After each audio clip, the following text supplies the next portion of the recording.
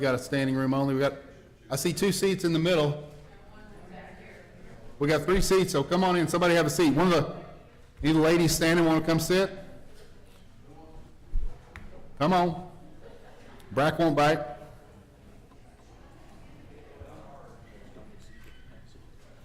They're bashful. Nobody wants to come sit down? Come on, somebody come sit down. All right. Okay. Can't wait.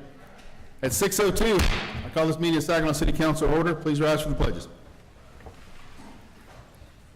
I pledge allegiance to the flag of the United States of America and to the republic for which it stands, one nation, under God, indivisible, with liberty and justice for all. Honor the Texas flag. I pledge allegiance to thee, Texas, one state, under God, one and indivisible. Thank you, folks. Item number, 3. item, audience participation, so any item you wish to speak on, if it is a public hearing, we have several public hearing items, I will call for those. You don't have to fill out a form. Otherwise, fill out a form for any item on the agenda with the city secretary, and you will be able to speak. You're allowed to speak on any item that is listed on the agenda. Item D, invocation. Dr. Mark Towns. Welcome, sir. Thank you, Mayor, Council, and city officials, and fellow community citizens. I want to lead us in prayer this evening. Would you join me? Almighty God, we come before you this evening. We're grateful for the opportunity to join together in prayer. Thank you for this council. Thank you for these city officials, and thank you for the residents of this great community. And we do pray that you would continue to bless us, Father, as we seek to do good and right, and to have wisdom to make right decisions, and to honor one another as neighbors. And Father, I pray that you would give this council and all these officials, Father, daily wisdom for taking care of their task and their calling. Thank you for their service and all those who represent this city in so many different and dynamic ways. We pray your ever blessing upon us as we pray in Jesus' name. Amen. Amen. Thank you. Thank you, sir. Thank you, Reverend.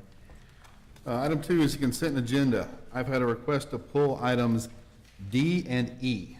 So we will pull D and E. So we will entertain A, action regarding minutes of August 1st, B, action regarding appointment of contractual position Board of Directors, C, action regarding ordinance 2023-24, annual service plan update and roll call for public improvement and belt mill. F, action regarding acceptance of right-of-way encroachment agreement for 156 and industrial intersection. G, action regarding acceptance of the permanent right-of-way easement for 156 industrial intersection project. And H, action regarding acceptance of 2 fire lane access utility and drainage easements from Bright Living Saginaw. Mayor, Questions, comments on those? Go ahead. Mayor, I make a motion that we approve 2A, B, C, F, G, and H as presented. Okay. Do I have a second? Cindy seconds. Please cast your votes.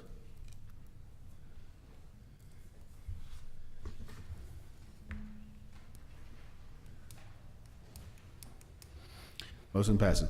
Let the record reflect we do have a quorum. We have a full house this evening. Thanks for coming, folks. All right, going on to item D, action regarding resolution 2023-17, approval of negotiated settlement between the Atmos City Steering Committee and Atmos Energy Corp. Mid-Tex Division regarding company's 2021 rate review mechanism file. For that, Assistant City Land Manager Lee Howe. Thank you, Mayor. This is an annual exercise that the council does to pass a resolution to be in agreement with a negotiated rate settlement between the Atmos City's Steering Committee and the Atmos Mid-Texas Company for energy rate, tariff rates. And I'll be glad to try to answer any questions anybody has. Questions for the City Manager? Assistant City Manager? Yes, Cindy. What does this rate change mean for our citizens, the Atmos customers? So based on the test comparison, which is based on the annual year of 2022 base rates, it would result in a residential rate increase of about 7.3%, or about $6.47 per customer.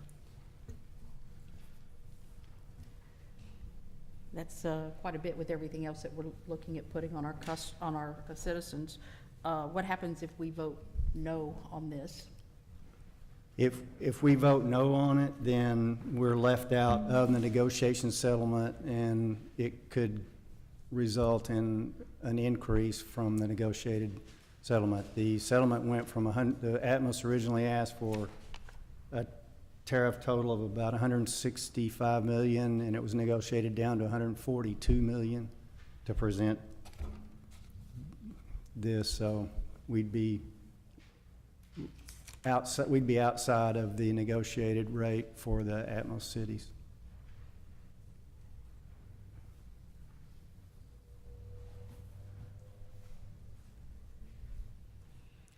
Any other questions on this item D?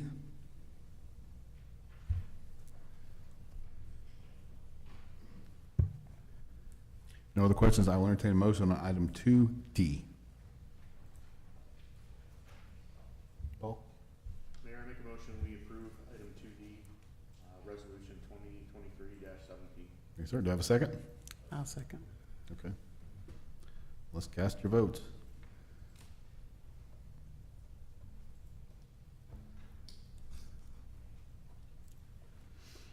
All right, motion passes. Thank you all. Item 2E, action regarding First Amendment to City Fort Worth City Secretary Contract Number 49683, interlocal agreement between City of Fort Worth and Saginaw for participation in Environmental Collection Center, Household Hazardous Waste. I saw Matt. Hey, there's Matt. Welcome, Matt. Good evening. Good evening, Mayor and Council. This item, the City of Fort Worth provides our household hazardous waste collection services for the city and for all of its residents. The charge has been $50 for, I think, since the day I started, so it's about 16 years. They haven't increased their rates, but the disposal costs for them have increased. They have gotten with their city council and their attorneys, and they have come up with a plan to increase the charges from $50 to $95 per resident, which is still a loss for them every time. They'll be coming back in a few more years to raise that rate again. We don't know what that rate will be, though, due to increase in disposal costs. So, any questions? Questions for Matt? Do we, the semi-annual that we do here in Saginaw, do we get charged for that, or is that something that they don't charge us for? As far as for which? The semi-annual that we do the waste drop-off? Oh, the annual collection that we do? That we pay them for them coming out, and it's based off that same part per person. So I did ask some questions ahead of time to get some data on this, and it looks like we have about 25 people per quarter that use this. That's 100 people. So from what I can see, this is costing, for 100 people using this, costing us about $10,000, give or take. That's actually a little steep. What I don't know is what chemicals are they taking. Like if they're taking household paint, a lot of cities tell the residents, educate the residents in that they can just let that dry or mix it with caddy litter, it becomes inert, and they can just put it in the garbage. I could give you a list, but it wouldn't be an all-inclusive list. They'll take gasoline, antifreeze, any other automobile fluids. They take car batteries. That's what they can take. I wanna know what we are taking down there. Do you see what I'm saying? At our So- events, all of that Well, stuff. These 100 people, on average, say that we let them go down when they do it. What are they actually dropping off down there? Because then we could say, because if it's actually household paint, they don't even need to be taking it down there. We educate them and they can, like I say, they can. Well, the household paint itself, they have a, like a community area to where if the paint's still good, they actually put it in there for others to use, so it doesn't actually go to waste. So me as a resident, if I go down there and drop off 5 half-gallon or quarter-gallon of household paint, the city won't be charged for that?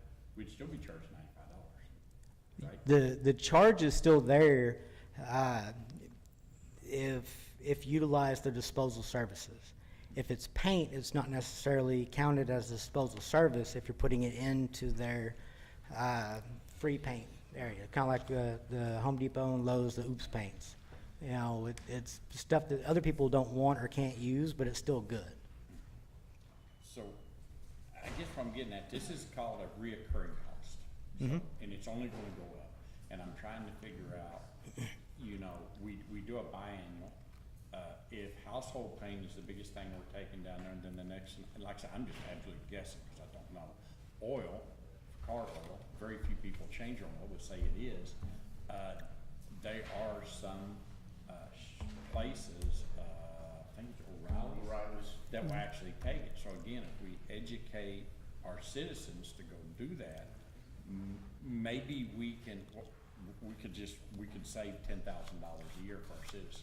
Well, there's a state bill to where if you provide oil change services, you're required to accept oil as well from outside of it. It's not just the oils from that. They also take fluorescent light bulbs, batteries, you know, regular batteries, AA's, AAA's, and so on and so forth. There's a long list of items that they do take. Right.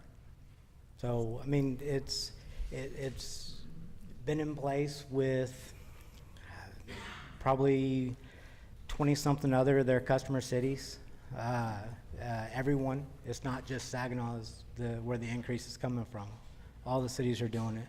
It's a service that's provided. It helps our stormwater program that we have with the state as well for ensuring that we're keeping stuff out of our storm sewers. Is there any statistical data showing that by offering this service, it's actually doing that, other than, you know,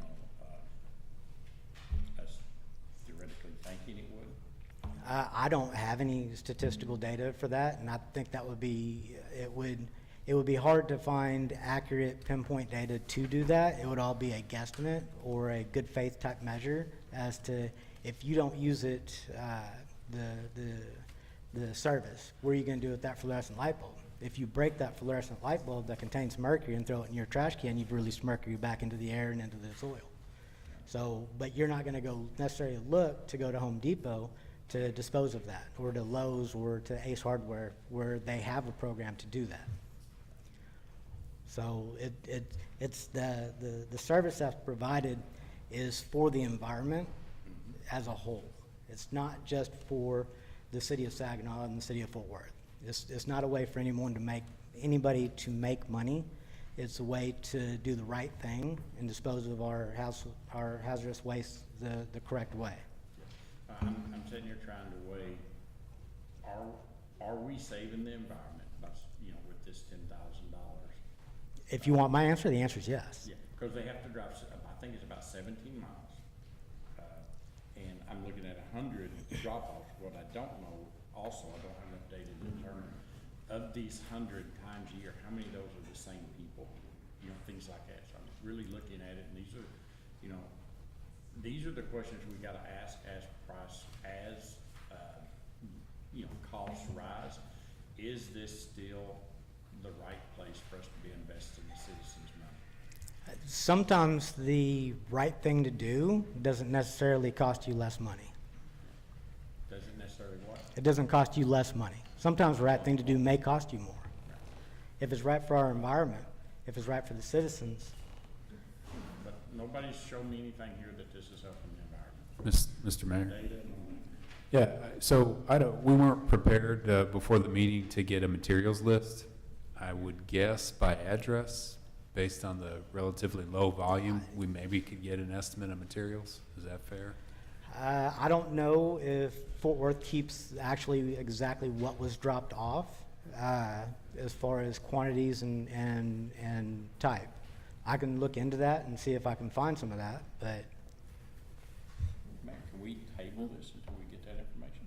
Are we confident we could get this information in a relatively short period of time? depending on Fort Worth, I should be able to have it fairly soon. Okay. Our next meeting? Question?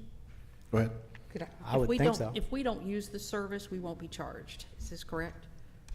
Yes, if we don't, if nobody shows up, then we're not charged for that. Okay. So it's only charged based off of who shows up. So one of the things I'm thinking, and I agree with you, Nick, if, you know, if we're taking a handful of batteries and being charged $100 for a handful of batteries, that, I mean, that's not the best use of the city's money, even though it does protect the environment. I know that the Saginaw CPAA, I think there's 3 A's in that, they do a drug take-back collection every year. And at that point, people bring their prescription and over-the-counter drugs and they drop them off, and then our police department graciously takes them where they need to be properly discarded. Maybe we need to consider something like that for these particular materials, you know. And then if they come in with the can of household paint, latex paint like you're talking about, we tell them, you know, you can take this home, let it dry out, mix it with the kitty litter, and it's all good. But if there's, you know, an excess of batteries, maybe we collect once a month or something along that line, and then just, We do that with the annual collection, kind of same thing. so, Is that twice a year or once a year? That's once a year, and we contract the city of Fort Worth, they come out and do the household hazardous waste. So could And they give us, us, us again, collecting I it, think it's an education thing that Nick is wanting to do, is to make sure that, you know, we can still discard things properly, protect the environment, without adding an additional burden on the city financially. will they, have you ever considered them doing like a one-time fee when they do that once a year? Is that? they don't do it. They do it per household. But if, Is your question, you mean when we do it here, host it here in Saginaw, is that your Yes. question? if they would do it like a one-time fee instead of doing it by household, and we tell everybody if they're gonna bring it, they need to do it then, or? They do it by household, because if they come out and they say, we'll do it for a one-time fee of 2,000, and based off of the new rates that they want to do, if we only, that would equate to basically 20 people. So they would, at 20 people, they would stop. Is there a minimum or maximum amount of volume? I mean, if somebody walks in with 3 batteries, they're still gonna charge us $95 for that? I would have to double check on that, but I mean, because that, with Nick, you know, I think that seems a little excessive, and I just think there might be a better way to do this than, it needs to be monitored better, or maybe the city needs to step up and let's say, hey, let's have a program to help with this project. those programs cause the TCEQ to give us actually permits. So would have to apply for permits through the state of Texas, get those permits, have proper disposal done for it as well. So we would then in turn have to contract with the same contractors that the city of Fort Worth uses for disposals to actually have those disposed of ourselves. And then we would then become not a generator, but we would become a third party in that. Okay, but you also mentioned that there are other locations that take things like motor oil and things of that nature. Yes. So that could also be part of this education. It would be very interesting to get a breakdown of chemicals, again, like how much motor oil, things like that, you know, just a, you know, Pareto list of, you know, these are the top chemicals that are taken down there, so then we could look and see. Because, I mean, as soon as you say, let's say motor oil, like I say, I have no idea, because I haven't been getting the data, it was number 2. I'd look over at Public Works and say, hey, you guys get motor oil all the time. What do you all do with yours? Is, you know, how do you dispose of it? We have it pumped out Yeah. by a company that comes and we pay them to service our oil tanks. Okay, so. Could you You give, see where I'm going there, right? Okay. you Mr. know this. Mr. Mayor, Yes, sir. just Yes, a quick Chief. comment on it. The fire department does field these calls occasionally from people looking to discard their fuels. Most of the time, it is paint, motor oil, transmission fluid, those type things. I will say, citizens will look negatively on us if we don't have an avenue to get rid of that stuff. And people will dump that, because we come across that occasionally, where people dump those items because there's no other way to get rid of them. I just want to make that clear, because we do field those phone calls sometimes, and we refer them to the program we've established for that. Counselor, do we want to table this and see if Matt can do a little research for us to get a little more information? Would that be the council's pleasure? could you do that by next meeting? Oh, yeah. I should be able to, unless the people Let's at Fort not Worth say aren't. next meeting, let's say as soon as, whenever Matt can find the information. Yeah, okay. Give him a little leeway. That sound fair? Yeah, Good, bud? I should be able to hopefully Is have there a something by time frame Monday. on when we have to let Fort Worth know? This would have to go into effect October 1. So if we don't approve it, then, or if the desire is to not approve it, then I would notify them that we wouldn't be participating in the program. All right, so we've got time to make that decision, though. We've got a little more time. Yes. Okay. Okay. All right, then I'll entertain a motion to table this. Mayor, I make a motion, we table this until Matt can come with some information for Okay. us. Sandy, second. Please cast your votes. To table.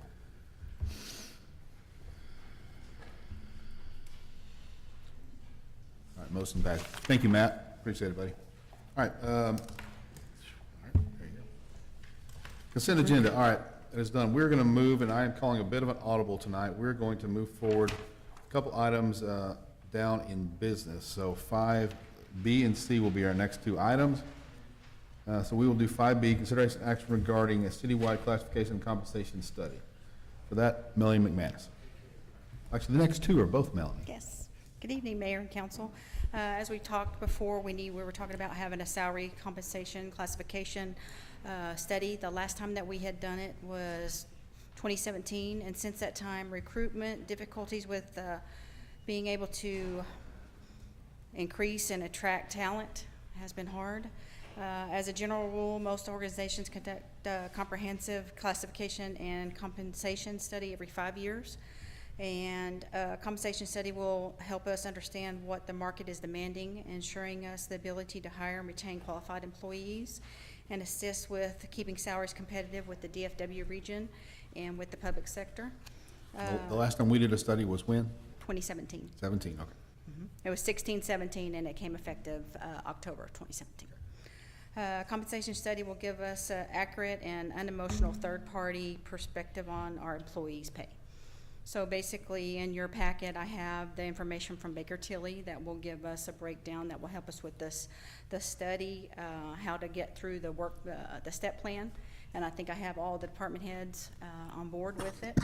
The financial impact is going to be $33,800, and then all I'm recommending is that we approve the Baker Tilly to do the citywide classification and compensation study. All right, questions for Melanie? I thought it was 29,000. We went back and we added some stuff to make sure it was the DFW region, and so it went up a little bit. It was 29,000, and it went up to 33,800. When is the program going to start, and when will we get the final results? When we get approval, then it'll start. We can get in that. I think it's going to take three months to do. 3 months? And so it'll start. Do what? Yeah. Yes. So phase 1 would be the starting of it. So they're looking like if we started in September, then it would be in December. If we started in October, it would be January. Okay. So about 3 months. Other questions, council? Yeah. Go ahead. What all are we going to be comparing? Are we going to be doing like cities our size, same tax rates, same median household income, same It's home appraisal? What they recommended was the DFW, because that's where we're losing employees to, the DFW region and the private sector. So if we have our tax rate of 4.9 and we're comparing to a tax rate of 7, that Mayor and makes it a council. little lopsided from Mayor and my council, perspective. I can address that. We've talked about this with you in the past, and I understand your sensitivity. The size of a city, the tax rate, some of this is immaterial. We compete within a radius. We have told Baker Tilly our primary focus is Tarrant County, both for public sector employers as well as private sector employers. So we compete, and we have lost employees to private sector employers like Lockheed, BNSF, and it's likely to assume that we will continue to have to compete. So understand the concern, but was not their recommendation to pick cities of specific size, specific type. We're looking at a general area. Yeah. Go ahead. I know it's a little late now, but don't you think this should have been done earlier in the year where we could, since not right here at budget time? I mean, that's kind of. Yeah, Councilmember Edwards, we have brought this up for, I think, the past 2 years, and the sooner the better. Apologize that it's now, but happy to do it.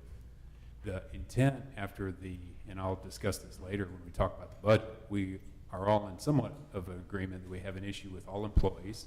The intent is to take the information from this study and then go and identify the employees that likely are experiencing the most compression. So employees that are tenured and are in need of either adjustments because of their tenure or adjustments based on the competitiveness of the market. Yeah, but it'd been a lot better on this budget if we'd done it earlier. So. Yeah. And we also looked at it in April of '21. We brought it to council at that time, and we didn't want to go forward, so we didn't do it at that time. 2021? So, Mhm. okay. April 'Cause I was gonna 21. say, it's, since I've been on, Yeah, it's not April ever came 21, before. yes, is when we looked at it. Yeah, we just didn't do it at that time. Other questions for Melanie?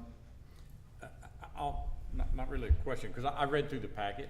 They were pretty thorough on what they did. I will make a couple statements. One is, in general, our competitors are within a 40-minute drive of us.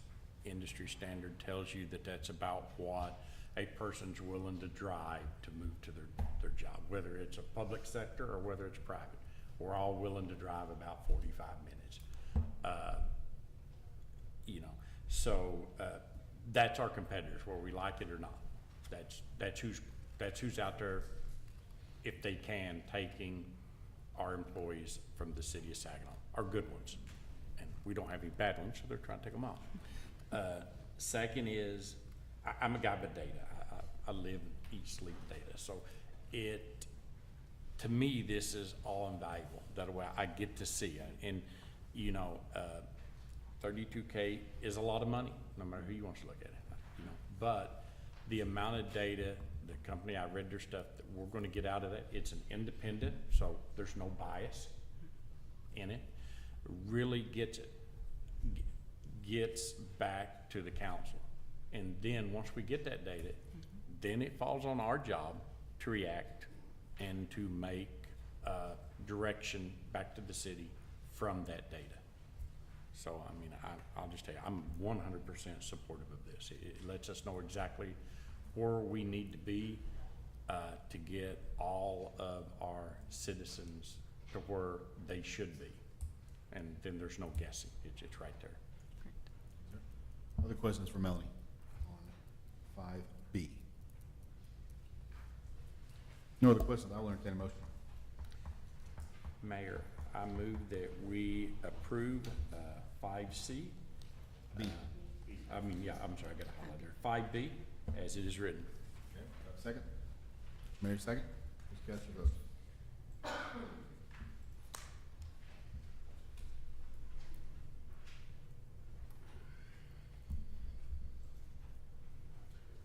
All right, motion passes. Thank you, Melanie. Thank So you. moving forward, 5C, let's consider action regarding resolution 2023-18, compensation philosophy. Again, Melanie McMahon. Okay, so basically, this is going to be a resolution 2318 to adopt a compensation philosophy to identify the tools and aid the present and future city councils with compensation increases, decisions, and providing an effective date. Compensation philosophy is a simple formal statement documenting the company's position and employees' compensation. It explains the why behind employees' pay increase and creates a framework for consistency. Employees use their compensation philosophy to attract, retain, and motivate employees. So basically, it's a resolution stating that every year we can look at it and make the decision if we want to go with a step increase, consideration of a COLA cost, for the employees, just something in writing, basically good faith that we're going to look at it each year and look at possibly a salary study every 5 years, since that's the recommendation. This says financial impact 32,800. That's for the previous item. Right. This is not, there's no financial impact for this. No, no price on this, no. Excellent. Questions for Melanie? Yes, sir. So I want to, to me, what this is saying that we're going to take 5B and we're going to use it to actually make changes. And what I know that in the past, we're notorious of getting these type of things done and then not using the data. And this is, to me, the way I look at it is this is every council member saying, you know what, we're gonna fix it this time. We're actually publicly telling our citizens, telling our employees, telling the city's employees, that we're going to take this $35,000 of the taxpayers' money, and we're going to listen to it, and we're gonna react to it, and we're going to evaluate it, and we're going to fix the problem that we're in. We're gonna look at our tiers, we're going to adjust it back to industry standard. We know we can't do it all at one time, but we'll take their recommendation, and we will put a plan together to right the ship, and we'll follow that plan. And, you know, and each council member is kind of publicly saying, yeah, we're 100% committed to this. I mean, that's where I look at it. You know. Thanks, sir. Other questions, comments? If not, I will entertain a motion on 2023-18, the resolution. Mayor, I move that we approve, 2023-18 compensation philosophy as it is written. Do I have a second? Paul, second. Please cast your votes.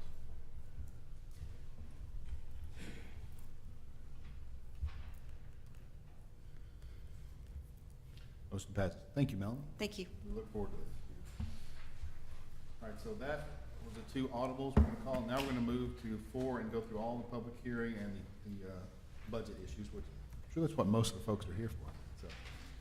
So we're going to 4A. So at 6:33, we're in a public hearing, a continuation of a public hearing on the fiscal year 2023-24 proposed budget. We'll start with Gabe Graham and then move to Kim Clinton. Mayor, council, to our employees, good evening. We have no additional information that you haven't seen already. I will remind you, as it is my preference, kind of a planner by nature, we start budget discussions earlier than anybody in Tarrant County. If the chief of Lake Worth says they started talking budget in January, then I'm going to hold them to it. Thank you, sir. We had discussions about salaries. We like the intent to talk about these large issues early and often is so that there are no surprises. So back in January, we recognized that there was a problem with all employee salaries, that we were behind the market, and that the market had moved significantly in the past couple of years. So no surprise to you, the proposed budget includes a 10% adjustment for all employees and 10% plus a step increase for public safety, that is police and fire. So I would like to tell you that that puts us ahead of the market, but that puts us near the bottom of the pack as we see it currently in a very competitive hiring environment. The intent would be, by your action you just approved, to get the salary study information and then make additions and corrections on top of that in mid-year or later. I want to address a few things that were brought up. We have heard you loud and clear. The budget maintains existing services and existing staff levels as they are currently. There are no proposed additions to staff. I heard the will of the council clearly regarding the addition of a newly budgeted firefighter paramedic. I've spoken with Chief Spears. Should we at any time now or in the future get 3 qualified candidates, we have 2 vacancies currently, we will bring action to you immediately to approve the funding of that 3rd position. It would be impractical to add that position now. I know there was some talk about using salary savings from the police department to fund a brand new position in the fire department. This is poor practice. I recognize that it comes from good intention. That has the effect, albeit in the short term, of defunding the police, and we really don't want that if we can avoid it. As we've mentioned, in the DFW Metroplex, all employers, the city is no different, is having difficulty finding employees. We're confident that we can find qualified firefighter paramedics, but we just lost a great young firefighter to Hearst, one of the highest paying departments in Tarrant County. To my knowledge, they have 4 vacancies and only 2 or 3 of those have been filled. So that is why I would not recommend at this time adding that additional position if Hearst at 10 or 15% above the addition we're proposing tonight. Now, should the council approve, as been discussed several times, the 10% would increase the minimum starting salaries for employees. We think that all helps us to the good. But if Hearst can't fill all their vacancies at a much higher rate than what will be, we're going to try. And like I said, Chief Spears made it clear. The second we get 3 that we're confident we can hire, we'll bring it back to you the next council meeting for the authorization. I want to address one other concern, a well-intended concern by our newest council member, Randy Edwards. He expressed concern for our lowest earning full-time employees. So to address that concern, I would say that a lot of our entry-level employees, especially field crews, they make a significant amount of money in overtime. These folks need base salary adjustments, great, especially in water and wastewater, as you've had 30-plus years of experience. To get to a yes answer, I proposed this to the council, and I want to put this out for discussion. I think it may be sensible for the city council to consider some threshold of employees after the either 10 or 13% increases. Should they be approved, let's say 50,000 base salary, we give those employees that are at or under an additional one-time payment of $4,000 to the employee. That recognizes their hard work. This affects approximately 30 employees, the majority of which are in the Public Works Department, including Animal Services. Trying to think, I think we have a couple in the library that would benefit that. So as we have experience in the past, when health insurance costs increase, there have been times when we've had to pass that along to employees. A one-time payment for some of our entry-level employees and those out in the field would help them deal with the effects of inflation, which our budget is staying the same minus increasing based on the market salaries for employees and dealing with inflation in all departments. It just costs more to provide the same service. So with that, again, we have no additional information. I want to thank Kim. I want to thank Jennifer. I want to thank all our directors and everybody in this room. This has been a long, thoughtful process. Again, we start very early so that no one is surprised, and we're happy to be here this evening and get some resolution. Thank you. Gabe, you mentioned 4,000 for those folks, full-time. What about part-time? Yes, sir. Thank you, Mayor. I would propose, and should the council approve that one-time payment, we likely would have to put in some stipulations. Off the top of my head, discussed this with Randy Newsom. It's probably reasonable to have at least a year of service, or we don't make a payment until someone meets a year of service or gets out of their probationary period. Would propose that our permanent part-time positions, so that is non-seasonal part-time positions, receive $2,000, half that amount. We have a number of people who are part-time employees that have been with us for a long time, and again, generally they earn less, and inflation affects all of us. So I would propose that, I believe that number was 22. It's about $2,000 a person. The good news is, because I'm a positive person, these are all one-time in nature. You're well aware, and I'm not going to bring it up again, that the sensitivity is with the recurring capacity. We have cash available to make these adjustments, so we can fund it with no problems as a one-time expenditure. Right, so no impact to the tax rate, no impact to the tax to the voters. Yes, sir. With reserves for non-recurring. Yes, sir. So Kim will let me do this. Go ahead. Anything else, Gabe? No, I don't think I have anything further to add, other than as soon as it's practical, we'll come back with you for position requests in the fire department. At the conclusion of the salary study you've just approved, there likely will be recommendations to adjust tenured employees that are experiencing compression, and I believe that needs to be the matter of greatest attention. Kim, anything from you? Anything to add from you? No, sir. Okay. Council, questions? It's a lot. Gabe just brought us a lot. What questions does the council have? I have a question, sir. Go ahead. This one-time $4,000 and $2,000 that you want to give to these the staff members, is this going to be added to their salary, or is this like a bonus? So I am proposing that, again, as I mentioned, some of our lowest earners also work a lot of overtime. I understand that. Yes. I just, and that's perfectly This is clear. in addition to Is- the base salary adjustment, so it'd be a one-time payment. So next year, they would go back to what they are today, plus whatever cost of living raise. Say they get 25, or let's say $35,000. So You it's give them not that gonna help them $4,000 get a committee. payment.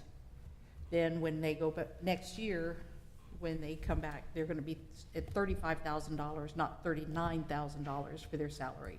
So whatever their salary is today, let's say 40,000 for the sake of easy math. October 1, that number becomes 44,000, a 10% increase. 44,000 plus $4,000 one time. The one-time payment would not come back next year, if that answers the question. It's just a, it's a bonus. A A retention bonus. whatever you Okay, wanna so call it. that's what I was trying to figure out. Yes, I believe the city So attorney I don't would think that say, helps. we can't give public funds, but it functions as a one-time payment, a bonus. Right. I mean, it would legally constitute part of their salary, but it is a one-time payment, and that's how you avoid having it be a reoccurring obligation. But if we're trying to get these people up to, then That's a not- bonus to help them out, I don't think is gonna be a long-term solution. Let me, so we're giving, the current budget on plan is to give every employee across the city a 10% raise, okay? We recognize that we do have some employees that, lower level that, need some help. We went through the budget line item by line item. We put things on the budget that were not on the budget. We talked about things that we could remove that would help us with reoccurring costs, because that's what, if we raise it above that 10%, we gotta find the money. There's only two ways. You either take it out of the budget, reoccurring cost, or we raise taxes, okay? So, well, my understanding what the proposal is here is we're gonna give every employee a 10% raise, and for the lower level ones to help them out this year, this extra one-time thing, we're getting the study done. The study then will help us identify the employees who's actually in the worst shape as far as what industry says to their industry. And once we get that, then we can go in and we can then create a focused plan to help those employees from a percentage-wise, instead of just doing across the board, help the ones that's below. That's the way I look at this, is we got a lot more work to do. This is literally a Band-Aid for those lower level ones to help get us through this year so that we can actually go back and do our job on council and fix it right. So to answer your question, that's correct. Thank you, council member. To answer your question, based on the approval of the compensation philosophy that the council just took action on, it made mention of three things: cost of living adjustments, step increases, which is moving within a pay range, as well as market-based adjustments. To your point, if people are still outside of the market or not at the correct step based on tenure within their range, we will correct it as verified from an independent third party, which is, this contract has been approved, and I think Melanie called them, so they might be starting as we speak. Yes, Ms. Mary. So, would we maybe get those results by the mid-year correction? Yeah, absolutely. So again, the schedule would be, we would start as soon as possible. We should get a near final report in December, January.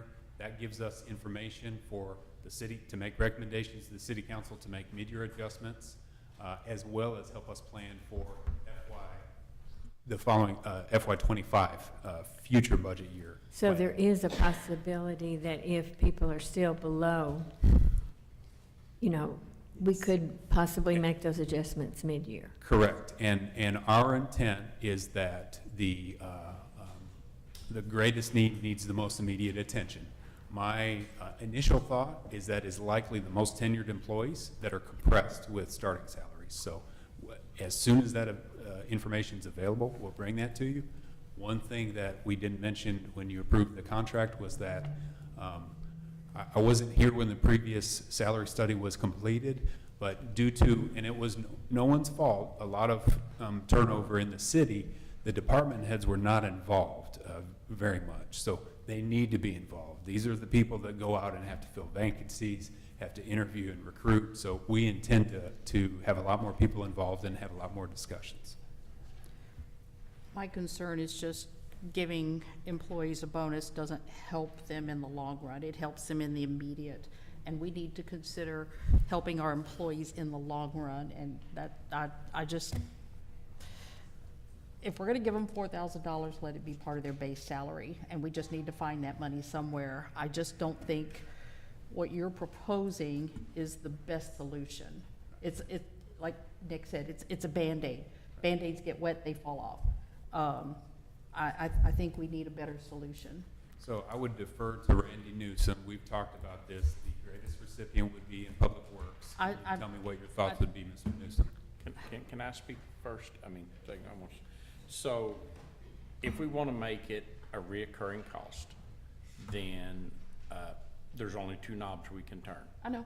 Okay, so we either raise taxes, which means we got to go back and re-vote on that, right? That's not that it can't be done, but It would be too late. We're already past okay. the So timeline as far as okay. going over the voter approval rate. And what happens if we vote to do that anyways?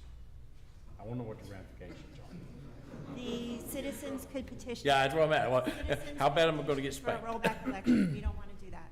Okay, I know we don't want to, but, and believe me, the second thing, the other knob down that we got, we're down to one knob. What are we cutting out of the budget? And it has to be a reoccurring cost. We had the list last time. We can read them off. Pick what you want to cut. I mean, and that has nothing to do with anybody other than this council. Right. Us 7 gets to pick that, so, that's. I'm okay with that. If it's gonna help our employees get to where we need to be, Yeah. if we can raise their salary, which I think what needs to be done rather than bonuses, I think that's the best thing to do. Randy asked a question, can we do this in executive session? And we really can't. This is a public item. We have to discuss for full transparency in front of the whole world, right? Unless you have legal advice related questions, there's no way to deliberate this. Right. No, this is it's something we discussed. We have to discuss public, and that's fine. So Karen Cromwell, there's a seat right there if you want to come sit down. I hate seeing you stand. There are I see at least 3 empty seats in here for council chambers. All right. I just don't want you standing. Okay. Back to where we were. So a couple ways we can look at this. We all recognize we have some employees that are at the level that they really need to be raised up. 10% will help, absolutely. Will it fix everything? No. $4,000, I don't think anybody in this room is going to turn down a check for $4,000. Anybody? Anybody want to give it back? You can give it back. So that's, the answer is no. That will really help. And this will give us also time to do a salary study and get to where we need to be, and we can do some more adjustments. This is a step-by-step process. As we talked before, 5 of the last 6 years, we've given a cost of living increase to our employees. 5 of the last 6 years. Only year we didn't, we raised the TMRS contributions. They got a de facto raise. So this will be year number 6 of 7 that we've given a raise, a cost of living adjustment to our employees. So we're committed to this. This is not a one-time thing. We're committed to this, and we've shown by our actions that we're committed. The council is committed. We have, of course, have to walk a fine line. We do not want to raise taxes. That will have a whole other implication. This year, we're fortunate enough we don't have to raise taxes. We can lower taxes, tax rate, almost a penny, due to growth. I anticipate in the next few years a lot of growth as well, which will help that even more. We've got several projects in development which will bring lots of new tax revenue to the city, and that means more opportunity for raises, more opportunity as well for fixing a lot of this as we move forward. So I think we're in a good position now. I think we do this in a step-by-step way. We can get there. 10% is a huge raise. As we mentioned, we asked some folks, in the memory of folks in our city, I think the only time we thought there'd been a 10% raise was in the mid-'80s, early 80s, something like that, Janice, is that what you recall? don't know if you recall anything, but it's been a long time that 10% raises don't come around very often. So this is a huge budget for us, and I think it's a great opportunity to get our employees back to where they need to be, or on the road to where they need to be. What's the total cost of this if we do this?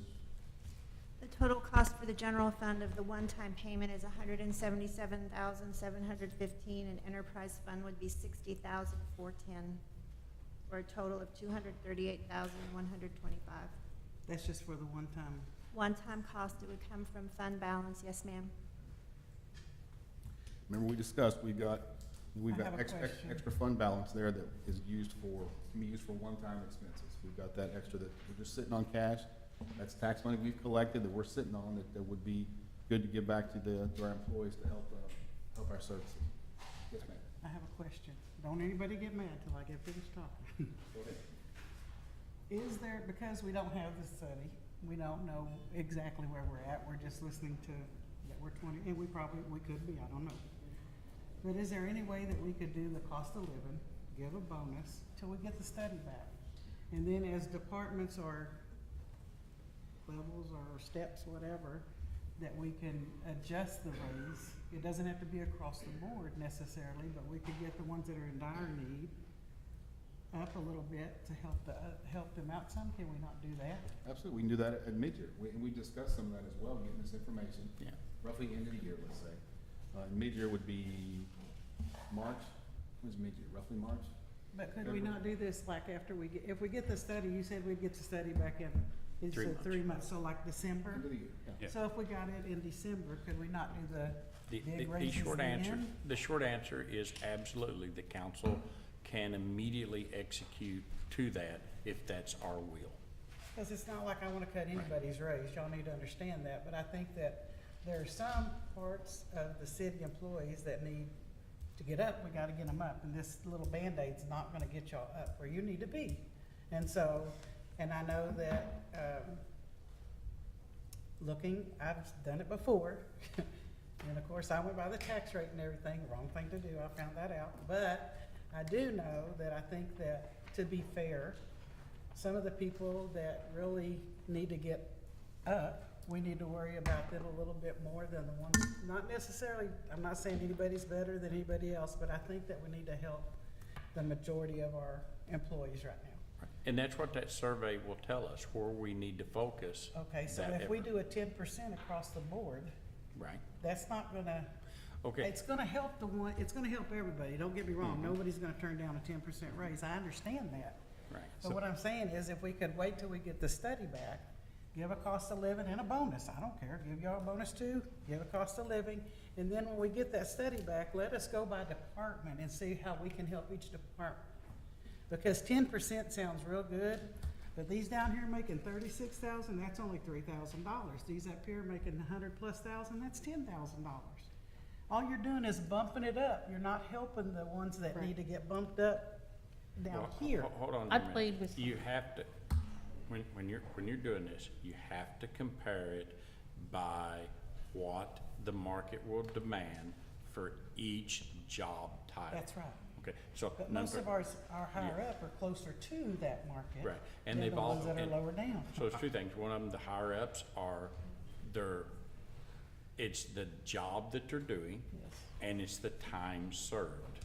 that's right. So in the, But you can say that Yeah. with the lower ones too. right, They're stuck down here Yeah. and they can't get up because we put it across the board and that's not fair. I Not think- in my opinion, it's not fair. I feel like that we need to adjust it by department to get everybody up to medium so that they can have it fair. Not just department, but job grade as well. And I've played with a lot of the numbers, and I think we can do this. And those at the top would take a bit of a hit, but it would be helping those at the bottom. So, Mayor Pro Tem and Council, I understand the concern. The suggestion was made to address Councilmember Edwards' concern for the lowest wage earners. The reality, as it stands, we've been pretty consistent, is that we've got an issue for all employees at all grades. We will soon know the specific adjustments that need to be made at the conclusion. But if any of our directors were to leave tomorrow, I am not confident that we can fill them in the open market at their current salaries. You know that- Councilmember Lawson brought up, to pull out a position specifically, our lieutenants in the police department, third in command, could lateral transfer elsewhere and probably get a pay raise. We've got an issue at all levels. The suggestion was to bring relief to our lowest earners, but, Okay, but there's a big difference from down here and up here. That's what I'm saying. And I understand up here, but these up here, let's say, I don't know what the steps are, 40 above or 50 Sure. above or whatever, y'all are, not y'all, Yeah. they are probably doing way better than these down here. So Who are here's- trying to make ends meet. understand, but here is the concern. The concern is that it is all market-based. That goes Okay. from my position as the highest Okay. paid employee in the city down to our entry-level position, which is $17.50 an hour. So The do business you don't decision think, is to take the emotion out of it and look at it objectively. A rising tide lifts all ships. well, let me ask you Correct. this. Can I ask real quick, make sure everybody speaks in their microphone. I just got a message that folks can't hear us very well. So please, council members, make sure your microphone is on and Okay. please speak into it. So let me ask you this. You don't think that our employees would wait till we get the study back to help better their pay by department and get a bonus and get the cost of living raise right this minute? And then in December, when we get this survey back, do you think they wouldn't be willing to wait for 3 months to see if we couldn't better? So you're saying delay the cost of living raises? No, give that to them right now. Okay. And give them a bonus. Give it all the way across the board bonus, a little bonus of some kind, until we get this survey back. So we can justify these down here and get them up some so that these up here can get up. They're gonna get up too. Everybody would get a raise. I mean, I'm not saying they I'm would. struggling with what are you calling the cost of living raise? Because right now, there's only three things on the table. There's a 10% across the board. You can call it whatever you want, okay? Then there's an additional 3% for the emergency thing. And then there's the one-time payment for anybody under $50,000, full-time employees 4K, and part-time employees 2K. So which ones of those are you saying you're recommending us hold off until after that's done? The 10% raise until we do the study. Give them a bonus, give. Whoa. I just asked that and you said no. So you don't want to give them the bonus now? Or the bonus? the No, raise? no. You're not listening. I did, you just Okay. said no. So I don't understand. Okay, 10% sounds really great, okay? But if I only make $41,000 a year, that's only a $4,000 raise. If I'm making 100 something, yes, my position means a lot to me, and I understand that 100%. But that's $10,000, let's just say, okay? Let's, So when we're gonna bump these people up and get them up where we need to get them, and they only got a little $4,000 raise, that's not gonna do it. it's still 10% of more, I mean, and 10% of anything is significant. I understand that, but why can't we not give them the cost of living right now? Give them all a bonus. It doesn't matter. Give them all a bonus. And then when we get the survey back, then by department, I Well- know Public Works and. Here's what I don't understand. Mayor. And this is me asking, why can't I give all the employees 10% now? Boom, they got it, okay? Everybody comes up 10%. And then in 3 months we get it, I come back and the ones that's still hurting, How you gonna I get the think money to give them the next one? we gotta come back and we gotta do our damn job Mayor, as council. And when you We do either that, gotta you're raise, talking about we either gotta, protecting we the either, citizens. we either gotta find things to cut in budget, Yeah. or we raise taxes. Okay, and the only thing you ever wanna cut is what goes to our citizens that pay the tax dollars. And that's not fair to Okay, them I either. understand. Then recommend something else. Go to the thing and say, I recommend we cut this. I mean, Every time we try, they say, no, we can't do this, we can't do this. who's that? We are the ones that decide, no one else, the That's what I'm council. trying to tell you right now. We're Yeah. the ones that should decide That's right. this, okay? Yeah. So I don't understand why it would hurt to give everybody a bonus, give them a cost of living, and let us see what the survey says. We're going by their word. I've done a salary survey before, and it wasn't nothing what they came up with, Gabe came up with, or whoever did it, the Yeah. staff or whatever. And so it's just not fair. It's never been fair across the board like that because it's not fair to everybody. All right, Sandy, do you have something? And I'm going to agree with Valerie's statement, what she just said at this last moment. Across the board is not fair because the weights are different. I played around with the numbers. I've got several options that we can look at. What if, and this is just a what if, because again, I want to get these salaries on the lower end up. We could look at, rather than across the board raise, and we have everything broken up by job grade. If we look at a job grade 35 and below, that's a vast majority, huge percentage. 36 and above, there's only 13 people that I counted off the form that we got from you. 13 people that are 36 and above job grade.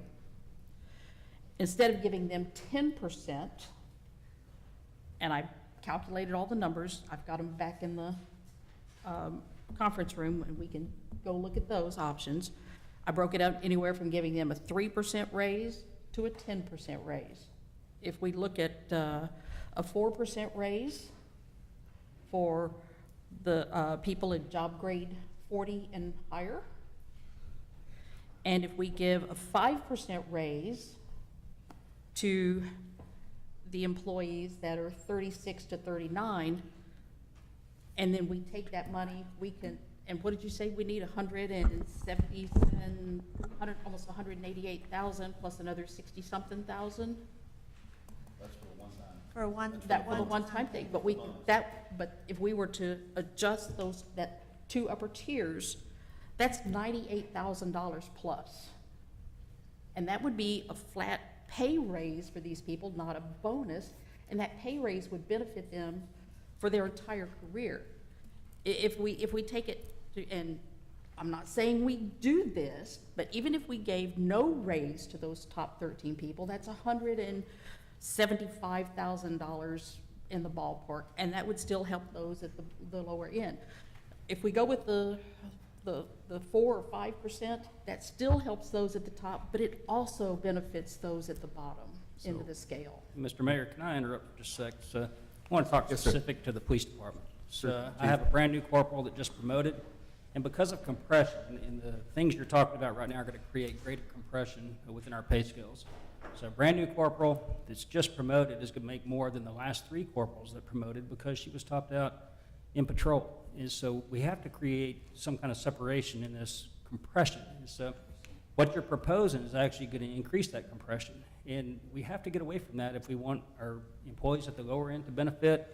Unfortunately, people at the top do benefit from that. I don't know how to get around that, but if you create additional compression, we're going to have many more problems moving forward than what we even have today. But it doesn't create that much compression. I looked at those numbers. We already have the compression. I know, but it doesn't if you're add- it talking doesn't about add that much 4% to or- it. Or changing 6%, now- you're talking about increasing compression by hadn't- 6% at the top. But I hadn't quite finished what I was saying. I mean, we do this as step one. Once we get the survey back, we can come back and then we can make an assessment. But we need to be able to help our employees and do what's best for them. Giving them a bonus, I don't think is the right way to do this. We can, if we get the survey, we can make it retroactive, or we can do midterm adjustment, or we can do both. Let me But I ask you a think we question, have Gary. to look at. Wait, hold on, go ahead. Sandy, let's. I'm sorry. finish. I'm sorry. Mary, I'm it's sorry. Mary's turn after Sandy. Sandy, anything else? Oh, cut you off. Go ahead, Mary. We have 30 to 35 people on staff that need that $4,000 one-time payment, and they needed it probably a year ago. That $4,000 one-time payment is not going to have any negative impact on the mid-term adjustments that we will make after we see the survey results. So giving the $4,000 will be a great help to those employees who need it. It will have no negative impact on adjustments that may be even made further for their benefit at mid-year. So I am in favor of the budget the way it is constructed today, with the 10% across the board, 3% in addition to that for safety, and for some isolated positions that have already been addressed. Okay, I have a question, Gabe, real Sure. quick. Let's just say we do what you propose, okay? We've done it all these years, okay? And we've stayed the same. The people down here are still No, down no, here. We're up. hold on, No, let me- It's not gonna stop the compression if you just keep doing it across the board. By your action just now, I want to make this clear so that everybody understands it and everyone in the crowd. I want to thank you for adopting a philosophy. Now, we said the legal disclaimer that it's not binding. But what you said and what Councilmember Lawson tried to enunciate is we're not going back into this hole that we've been in. The way we don't slide back is we commit to a cost of living adjustment, to a step adjustment, which means you're moving up within your range, and a market adjustment when necessary. The fact of the matter is that inflation affects everyone, regardless of their status or position in the city. We've told you this, the Social Security adjustment for this year was 8.7%. The 10%, it's fair and reasonable given inflation that everyone experiences. I certainly understand the sympathy because inflation is our lowest wage earners impacted. To the chief's point, when you start cutting things up, when we acknowledge that almost everyone is behind the market, the way you begin, the first big swing to fix it is to bring everybody up and then make surgical changes once we have data to make that. So let me see if I understand what we're talking about. So 10% raise initially, I think everybody's in favor of that. I think we can agree on that. Plus an extra 3% for police and fire. Correct. Then also talking about the $4,000 to the folks at 50,000 under. So then that would be going to affect October 1st budget. Then end of the year roughly we will get the salary study. December is, let's say. Well, then we'll know where we are. We'll know the 10% was effective, half, whatever the number is. Then we can come back at mid-year or even close to mid-year, before mid-year, and do what we would call the step adjustments, which would be a targeted, not across the board, but be targeted for some of the folks that the chief mentioned have been subject to compression and other things. As well, I think that would give us more flexibility. That would give us, and see, my concern with not doing a 10% across the board is I don't want to lose any directors either. My big goal this whole budget season is not to lose any of our current good employees, which we've lost quite a few. We've lost too many. I don't want to lose any more. I don't want to lose any directors. And I don't know if we lost one of the directors, if we could hire somebody at their salary. I don't know. We'll find that out. We'll find that out once we get the budget study, the salary. So I want to give everybody a 10% raise, fire and police an extra 3%, give the 4,000 for our folks earning 50,000 or less. As a one-time payment, that's a great use of that fund. It's just sitting there. Then we can get a salary study end of the year, come back early next year, early 24, then just 2024, and take a look at specific positions or groups of positions we need to give an extra bump to, a salary, whatever you want to call Well, if it, you're a gonna step. give 3% to PD and fire, we might as well give it to Public Works too, because they have people that Yep. are way down too. So, yeah, Public And so- Works, if you'll recall, the council approved a mid-year adjustment in March of approximately 3%, as well as made adjustments to dispatcher salary. I will say that anything we do, any percentage, a reasonable person would recognize that it will improve our applicant pool. If we do not do something of scale, our applicant pool, every department director that has vacancies here has difficulties filling. So this is part of the discussion to increase these amounts so that tomorrow we can advertise the firefighters and bump it up, and the chief can, update the posting data for police officers. It Well, I don't want helps to bust your everybody. bubble, but every city around us is having trouble hiring anybody. Fort Worth's down $190 officers. Absolutely true. So, and they pay more than we do, so. That's true. That's what we're trying our best to I get. just But again, think, what I think across the board is just, I don't think it ever comes out fair. I don't. So I think. And that's go- the These thing, keep going up and that's and the up point. and all we do is the compression's not gonna move around. That's the But- point I was trying to make.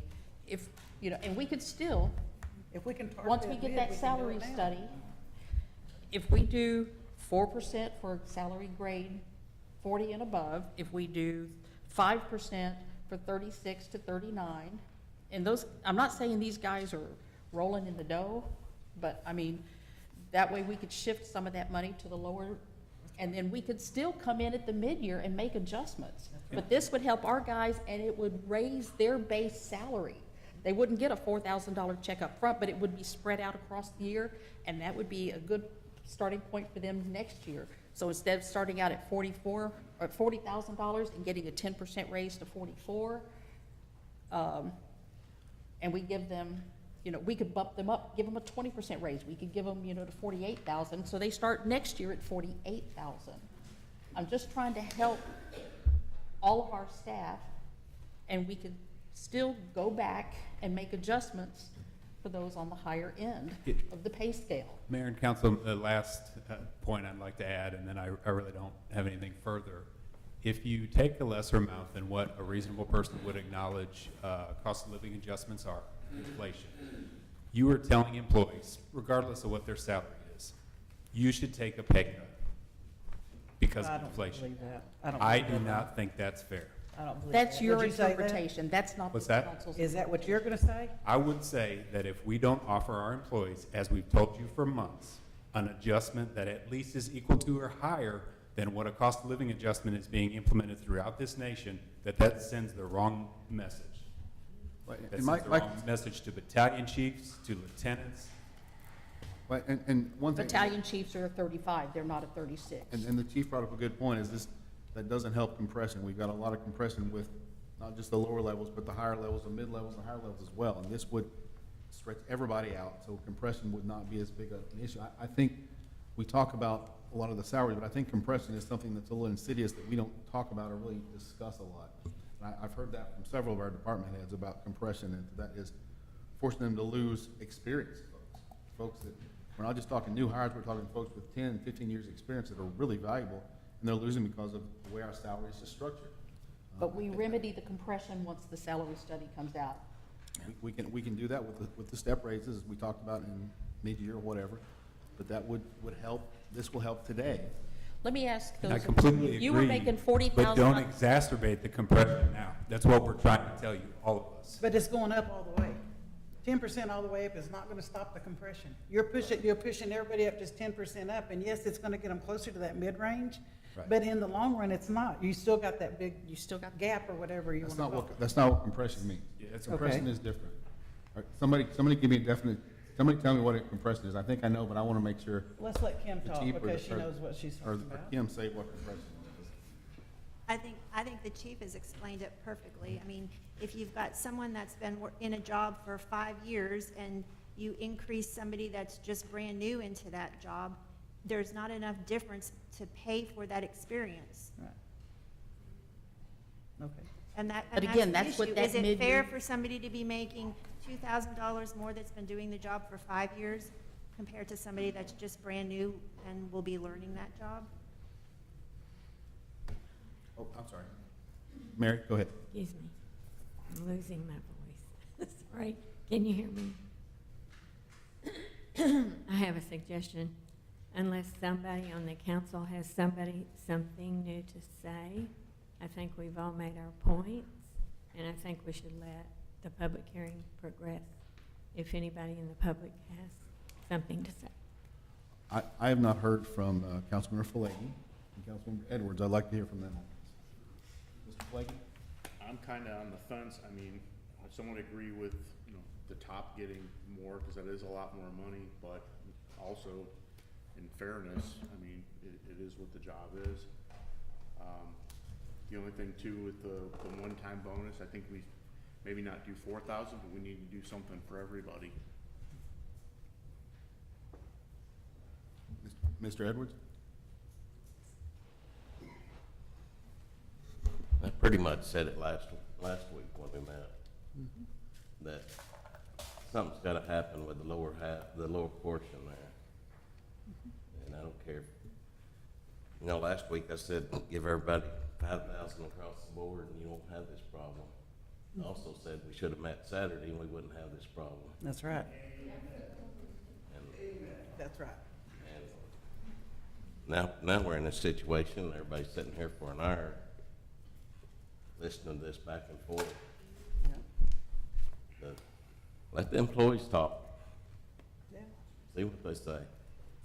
But I can tell you right now, if you don't do something for the ones that are 50,000 and less, They're not, don't It's not expect me to vote for anything that, What do you think about the $4,000 bonus to all the folks making 50,000 less? What do you think about that? As I proposed? think it helps them. Mhm. And if we're gonna redo it at mid-year after we get our study, then, yeah, I'm for them getting it. Okay. I think something's gotta be done. I mean, Well, we that's gotta sort- do something That's why with we public brought that up, works because also. based on your input, based on your feedback, so appreciate that. Mr. Mayor, just one thing. Yes, sir, Chief. In listening to all this, I want to be very careful. We're painting a picture here where we're valuing the leadership positions less than we value other positions. No. Everybody's listening to that. No. Me included. I No, wanna that's make- not if true. That's how it's being portrayed. I mean, I'm not here to argue with you, but that is the picture that's being painted. So you're on dangerous ground doing that, is what I'm saying. I agree, Chief. That's all I'm gonna say.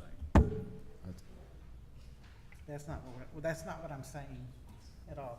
It's what your proposal means. What I'm trying to do is get everybody out, but the ones that are on the bottom are gonna need some extra. Nobody wants to work in a job where they're paid less than their colleagues, from the lowest position to the highest. We have to make sure we're comparing apples and apples and oranges. So when you compare somebody working, you have to compare them to the profession they're in. You can't compare one profession to another profession. I understand That's that. apples and oranges. I do But that, understand. I understand, but that's what it, That's it may not be what you're saying, but No, that's not great, what I'm Coach, implying yeah. at all. So how did we, I got a question. Is 4K enough? Is 2K enough? How did you all come up with that number? Did we pull it out of our ass, or is there some statistical analysis? Mr. Lawson, please. No, I'm sorry. You got firemen here, please don't. Sorry about that. Been here for over an hour. All right, Slip. fair question, go ahead. We should get that in a minute, Stan. Want to reiterate, we all have the same goals. We are all on the same team. A rising tide carries all ships. The discussion was that, and I sent to the council to address Councilmember Edwards' concern. It was a wild, a guess. The amount in casual discussion with Randy Newsom, which most of our full-time recipients would be in the Public Works Department, the amount was intended to be something that the average employee would definitely feel, a significant amount, as opposed to a base salary amount, which they're probably not going to see that until they start accruing overtime. If you want to raise the amount, praise the Lord and pass the ammunition. Let's do it. Anything we can do for our employees to correct years and years of issues needs to be done. So I mentioned this to Councilmember Edwards. I hate that most of his career he had to deal with not being up with the market. But again, the council has taken action and said, we're not going to slip back again. We're going to give this attention every All year. right, so along those lines, so we've got this non-reoccurring money, that's sort of what we're looking at, dipping into that bucket, which is a good bit of money. I think it's $5 million. We cannot use that for salaries, can't use it for recurring costs, we can use it for one-time costs, which is a bonus.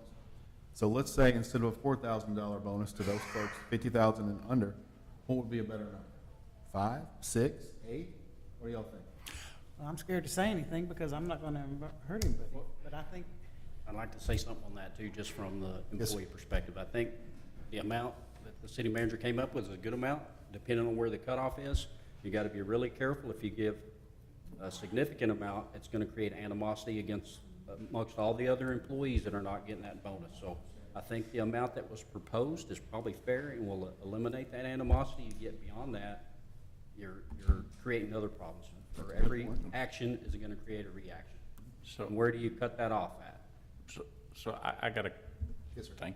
So this 4,000, let's call it a good faith to show the employees that we're dadgone serious about getting this fixed, and we know that we're not gonna have the data to put a plan together at midterm. So what if we do, Flaggy mentioned, let's do across the board, everybody a certain percent, and then add the 4% on top of that for the ones making 4,000, or 5%, something like that. Wait, you mean percentage, you mean, 4% for everybody. talking about a bonus or? A one-time, yeah. Talking about a bonus, Yeah, or- yeah. So a percentage or a dollar amount? What do you mean? The dollar amount, 4K, that's what I meant, I'm sorry. How much is 5,000 across the board, Kim? For every employee? We got 5 million you said in there? Roughly, yeah. I believe so. Kim would know the number, not me. And there were some on your list that are no longer with, just so you know, your payroll list. Is what? 850,000. 850,000. Okay, so give them 5,000 each and then, And then would you give the 50 and below, the extra 4,000? I'm not answering that, because I'm not getting jumped on, thank you, sir. Oh, well, I'm just asking, I would recommend it. Hell, I'll stay there. I got no problem doing that. They just told you when you do that, you upset the upper class, so, No, they did not. pretty much. But anyways, I'll disagree with that. Okay. I got no problem giving the people at a certain dollar amount and lower more. Just got to pick the dollar amount to give them. I think everybody's getting excited Yeah. about this, but we're in a good position that we're talking about money we're giving. We're going to get a raise some way, one way or the other. Right. Sometimes how the sausage is made is a little ugly, but we will get there. And so I think that's a good position to be in. We need to recognize that we are in a financially strong position. We're allowed, or we are able to discuss this kind of thing. A lot of cities can't. I can name you 10 cities that I know well that couldn't do this. So we're in a very fortunate position. Let's just figure out, take a breath and figure out how we want to do this, what we want to do. I think we're all in agreement on 10% across the board raise. Everybody good on that? For everybody, across the board COLA. And then plus 3% for police and fire to help them fill positions. You want to add public works to Public that? Works in there too, yes. You want to put, how much more would that cost, and can our tax rate handle it? Cam, can you do that? Not based on our proposed tax rate, it won't. Yeah, that was not calculated in. So, So let me ask you a question. If we take things out of the budget, we don't have any one-time things that we can take out to cover that, do we? Not for recurring costs, no yeah, ma'am. yeah, one time's not the concern. We can- Okay, so if we can't do that now, how are we gonna adjust that in midterm? we'll see where we are financially. 'Cause We would things have to change. look and see where we are financially, if we're ahead of our estimates or behind our estimates. And then the majority of the corrections would need to be made at next fiscal year budget. So then they're gonna have to wait. Well, yes, but we budget conservatively, as we have done far before I ever came. To the mayor's point, we're in a strong financial position. It is likely, if trends continue, sales tax-wise, we are better ahead of sales tax than projected, which is why we could consider some ongoing additions, as the council did earlier this year. Off the top of my head, we've probably done salary adjustments in bits and pieces the past couple of years, mid-year. Yeah, refresh my memory. What did we do at mid-year this year? Because I can't remember. Yeah, so mid-year this year, we did, based on, sorry, Melanie? We did dispatch and we did some adjustments to PPD and then we also did some adjustments to public services. Dispatch, PD, public services, and water. And that's an adjustment to their ongoing. Yep. Mayor, what if we did 4,000 for the 50,000 and below, and then 2,000 for everybody else as a one-time bonus? I think financially, we could afford that as a bonus. We could absolutely afford that for everybody. I was actually thinking, same thing, but I was more generous. I was thinking 4,000 for everybody, 6,000 for anybody 50 and below. That means the people 50 and below is getting 10%, because that's 10%. That's 10,000. It's more than 10% at 50,000 and below. Plus, they would get the 10% raise. Now, that's pretty damn sweet. Yeah. Again, I don't think anybody's they gonna, would- anybody's they gonna would hand raise back, before the hand back bonus. those checks. Nobody's gonna turn those checks back in. I'm sorry? Well, what would be the order of operations, Kim? Raise, October 1st, everybody gets a raise. And when does the bonus occur? Or one-time payment, whatever you call it? It could occur whenever you wanted it to occur. So that could occur October 1st as well, when the new budget kicks in? Yes, okay. Mary, go ahead. So Kim, with that latest suggestion, put the general fund in any kind of danger? And I know we like to keep a certain amount in there, you know, at the bottom that's not used. Yes, ma'am, we would still be meeting our financial management policies of having 25%. Again, we're in a good financial position for this. And I especially, I like the one-time bonus thing just because it comes out of that pot of non-reoccurring money that's, we have some discretionary funds. Does that seem okay? All right, so Mr. Lawson, will you repeat what you were thinking again? I was thinking 4K across the board, Okay, as a one-time bonus. a one-time bonus. Okay. And then an additional 6K for the people 50K and below. So they would get 10,000, is that what you mean? Yeah. So people 50,000 will So get they're gonna get a $10,000 bonus? $10,000 bonus. Yes. Okay. Plus a 10% raise. This Yes, is plus a everybody. 10% raise. Okay, Come on, you gotta smile for that. but only if we'll do the public works too with the fire and PD. With the 3%, we just gotta figure out what we're pulling out of the budget. Well, and, you know, Public Works, I mean, those guys, they're on call and they work 24/7. Well, And understand. they work in adverse conditions. I mean, you know, do you want to do something extra special for them too? Since they didn't get rolled into that 3%, quote, hazard pay? A lot of those folks, if they're 50,000 other, would get that bonus money. How many people under 50,000? Kim? I think it was 26. Melanie, do you know? Is it 30? Yeah, I think it There's was, 30 people I under think it 50? was 30 and 22 part-time. What's that going to do with their taxes at the end of the year for the IRS? Well, sure, they would have to withhold and pay. Yeah, a bonus that gets more taxes Right. taken out, I think. Or it does on mine, I don't know. That's how it works. Yeah, the only thing that stops you from paying the old federal government is death. That's right. And then they'd come get you. Then they'd come get you. All right, so Okay, council, so you're saying 4,000 across the board, every employee. Yeah, Ones under 50,000 are gonna get another 6,000, that's right. and then they're gonna get a 10% raise. That's right. Okay. And then the, And then our commitment, because we passed it, as soon as we get that evaluation done, we're gonna come back and we're gonna have to fix it, and we're gonna have to solve the hard problems. so when we have to fix this, and we have to put these lower people up more, the upper people are gonna get mad again. Well, no, because now we're following data. We got data to prove it. This is the ones that's most out of Do you sync. think they're not gonna get mad?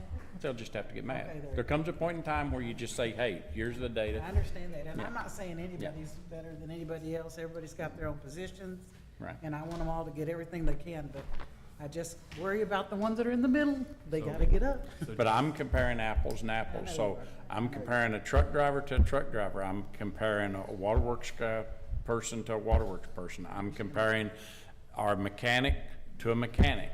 And Kim, when we do all this, and their benefits package, and their social security, and their, retirement, is The it gonna? cost estimate includes Social Security and TMRS. Pardon me? The cost estimates that I gave you were not just for the straight 4,000 and 2,000. It included the Social Security and TMRS increase as well. And we can keep on with that reoccurring, right? Pardon me? Because it went up, because their package went up, right? Their social security and everything, didn't it go up some, you said? Yes, we would Okay. we would be paying more Social Security and TMRS for the one time as well. And so we're gonna be okay with that? Yes. That was included in the cost estimate, would come from That would one. what? It was included in the cost estimate that I mentioned earlier, and it would be coming from one time. It would be coming from fund balance. Okay. Even with Nick's recommendation? I haven't calculated that Gotta- yet. That's gotta what I run was those trying to numbers. work on. but that, it would come out of But that's true, it would come out of one time, yes, one sir. time, so, yeah, It could come out of our little staff. right, we can make that work. Yeah, we can make the one-time payment work. Yeah. We can absolutely make that. It's the reoccurring. So we're looking at $1 million out of the 5 million that we have.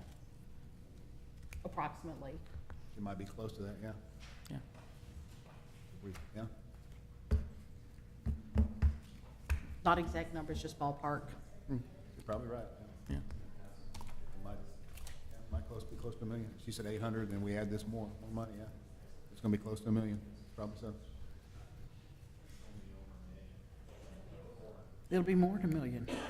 That's why I'm asking, is this gonna bother, because it's gonna be more at 30 and 22. Melanie, just for clarification, we're coming to some agreement here. Wanted to clarify the 50,000 would be applicable after the 10% increase. Everybody below that, correct?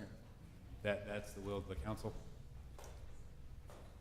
You're saying that Say that again? So the 10% will, across the board, will adjust some amount of people above the 50,000 threshold. So what we're saying is after the 10%, What he's at, it is not over 50,000. That's When what it I does was that, trying what's to gonna ask happen? How earlier. many's gonna be? $10,000. Is that the intent? That's what I want to so clarify. he's asking us for, do we want to apply that before or after the 10% raise? Correct. So That's just a bonus. Well, Yeah, no, but that's that extra 6%. a few people might fall out of that extra bonus if they raise above 50,000. That's the question, or the concern. No, I'd wait till you get. What if we do 4,000 and instead of 6,000 on top of it, anybody below 50 gets 6,000, the other ones get 4,000?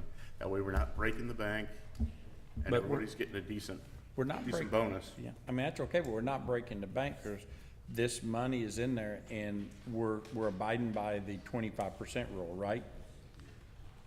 Kim, we're not. Yes, you So- still have reserves that meet our financial So management if policy. we're gonna spend money in a reserve, my opinion is, investing it into our employees is a really good investment. I think we got a positive profitability index on that. And I agree with that, but I mean, the fact that they're gonna get 10,000 this year and they're gonna be 10,000 short next year, that's a concern that I have for these people. They may be wanting another $10,000 and we may not be able to give it to them. That's my concern. not give it to That's them. why it's so important us to come back to mid-year after we get, again, we get Well, the and data. that's why I wanted to try to make some adjustments and then give them a bigger raise up front and not have to worry about bonuses, so they can continue to get that money every year. Okay.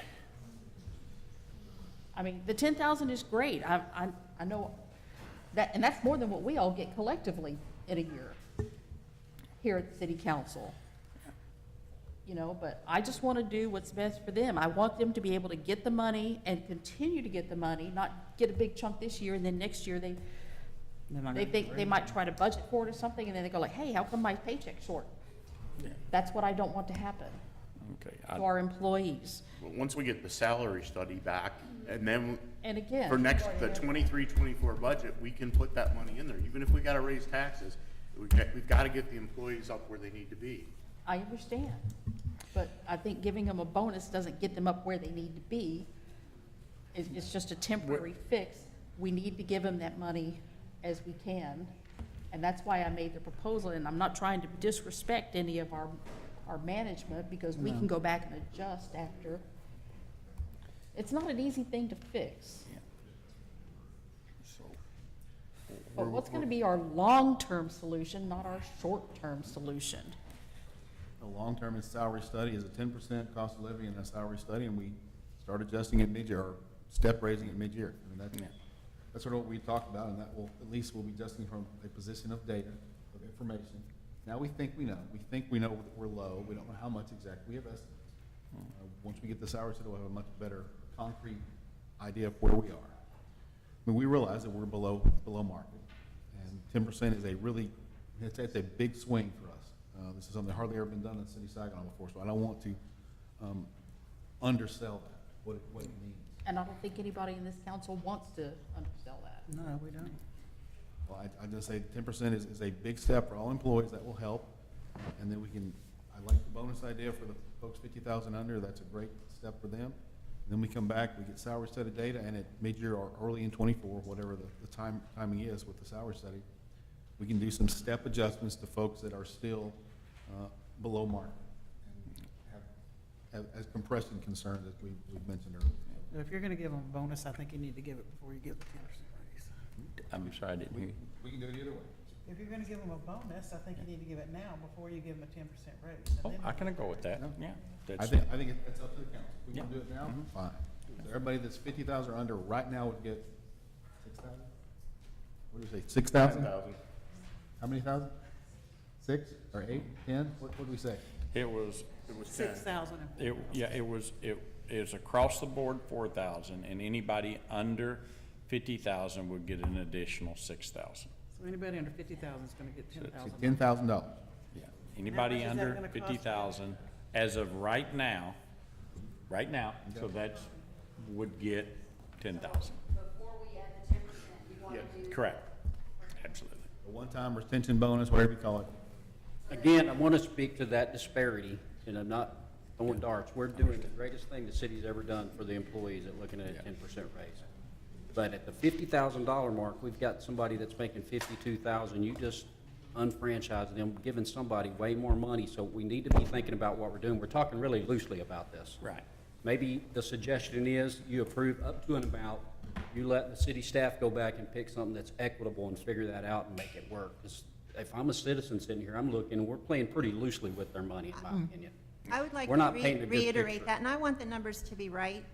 So I would say approve what we can all agree on, and then whatever these other bonus options are, then let's come back. Because if that's not gonna affect the tax rate, it's not gonna affect our ongoing costs. We can look at it, what really makes sense, and then come back and do that October 1st still, or December, or whenever you want. But, you know, I hate for the numbers not to be right, and just, We are throwing stuff at Kim off the cuff, and I don't want to, and she's has done all the data, so and that makes a lot of sense. We do the original 4,000 for folks under 50,000, and then 2,000 folks that are part-time under 50,000. Do that now. Then come back, Kim can crunch some numbers and get us some more information on what we can do for everybody else. I think we ought to look at the different options that were presented here. We've gone through a lot of different options, and I just don't want to make a decision that we don't have data from Kim. That's my only concern. I agree. not only that, but just like the chief was saying, what's fair and what makes sense. So if I understand right, what we'd do is we would then, we would go to the experts, which would be the directors of each of the departments, and ask them. Is that Yeah, correct? Over my tenure, every experience we do some salary moves, it causes a problem somewhere else, and we want to know those up front so we can try to avoid those and fix them. No, that's a good point. Because every salary move we make, somebody feels like they've been slighted or not treated fairly. Right. And I can guarantee that's in every department across the board. So we need to be very careful how we do it. We Why want to don't be we- fair. If you give us some marching orders, we'll go back and we'll make it happen. What if we approve the budget as it stands now with the increases we've talked about, run the numbers, have them come back at the next meeting, and then we approve the bonus? What's the council's pleasure? That's a good idea. I like getting more information from Kim than us direct. It'd be nice. Going off the cuff. We could have done this on a Saturday. I agree. Do we have to approve the budget tonight? Absolutely. We do. We're Legally, behind. do we have to approve the budget tonight? Not because we want to, legally, do we have to approve the budget tonight? We could postpone it for 7 days, From today? legally. We can adopt the rate tonight. Can we not adopt the rate and then The do rate's the already been budget? adopted.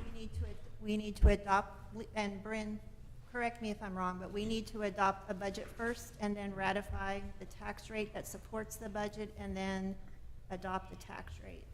And my understanding is that since the tax rate hearing has been proposed and advertised, that we have to take action on that, and we can only delay it 7 days. Is that correct? That's right. I would recommend that we approve the budget tonight. It's always easy to amend the budget. But I don't want us to miss one of the deadlines. It's very sensitive, in the budget and the tax rate are fairly intertwined.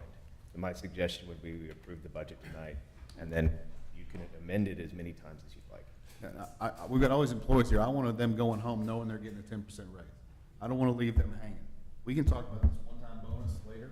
I think Paul brings a good point. We do that in 2 weeks, in a month, whatever makes sense. That money's still there. It's not going nowhere. We're not spending that money. It's not been allocated as part of this budget. So everybody be clear on that. Then we can come back and see what makes sense, do a little more thought, and get data from Kim on the one-time payment. Everybody amenable to that? I think that would be. Mary's got something. Oh, I'm sorry, Mary, go ahead. So are we still gonna do the 4,000 that has been suggested for the, We're gonna put all the the bonus, the one-time payment, what do you wanna call it? Put that on hold until we get more information and then come back in 2 weeks or a month and do that piece.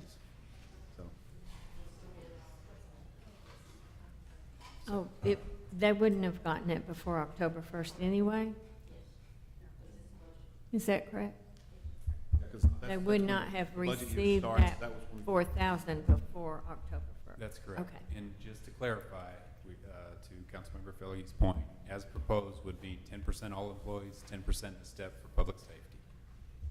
That's correct. Okay, got it. And then we'll come back with the 10% one- step? I thought it was a 3% step. 10% plus a step, sorry, which is, yeah, approximately 3%. 13. Okay, You've no, said that twice now, so I just wanted to make sure. Yeah, okay.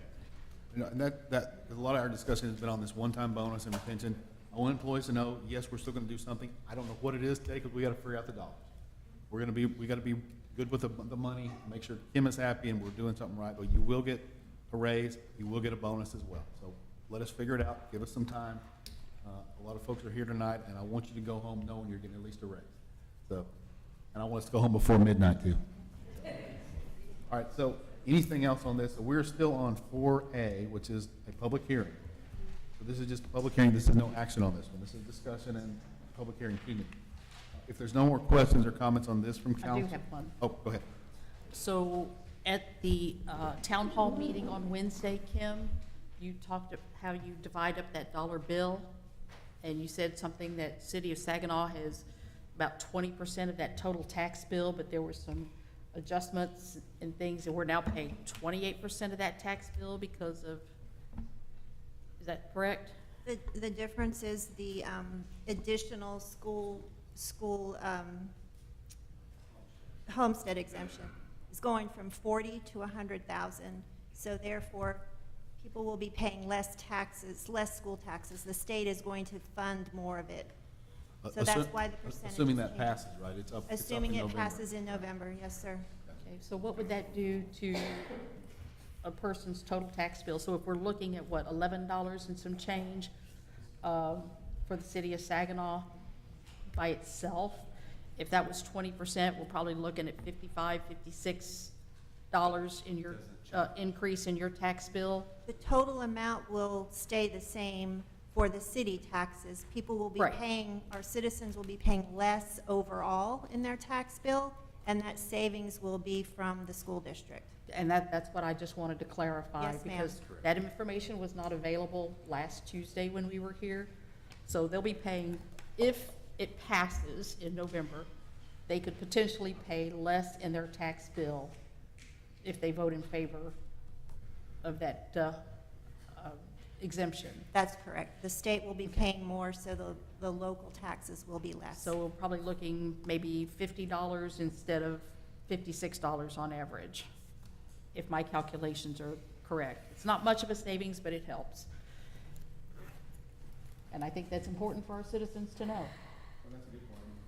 We're assuming it's gonna pass. I assume it'll pass as well, but it might not, who knows? Well, you never know. It voted, yeah. But It's not- again, it's not on the books yet. you know, we're not just paying taxes to the City of Saginaw. We have tax commitment to everybody else, and, you know, although what we pay or what we're charging our citizens here, that's just a small fraction of it, of what they're gonna be paying in total. And, you know, $50 is a lot to a lot of our citizens.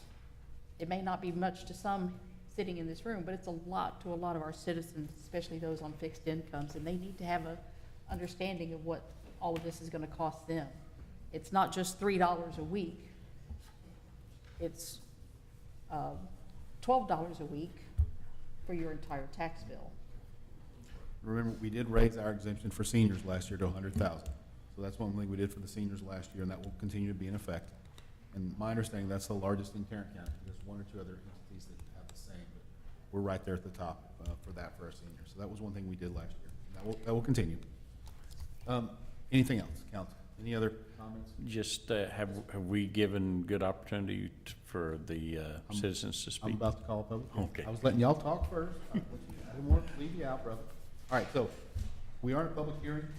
I did get one request to speak, but we're in a public hearing, so anytime y'all want to come up, I will open the mic to anyone who wishes to speak on this budget item right now. It can be, you want to, yes, sir, go ahead.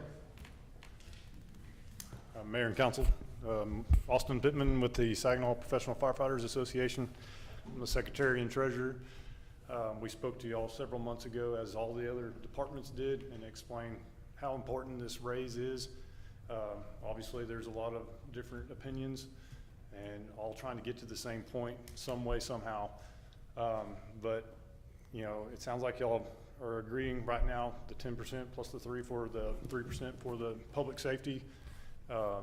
And that's greatly appreciated. And we still have a lot of work to do.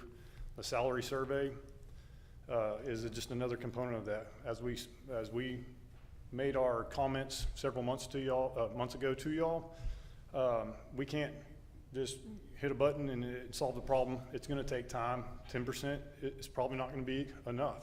And obviously, the fire department's not just the only component. Every other department in here is needing to be raised up. We all have different positions making different amounts of money, and I completely understand where you're coming from on the 10%, but you know, my job is completely different than this job and that job.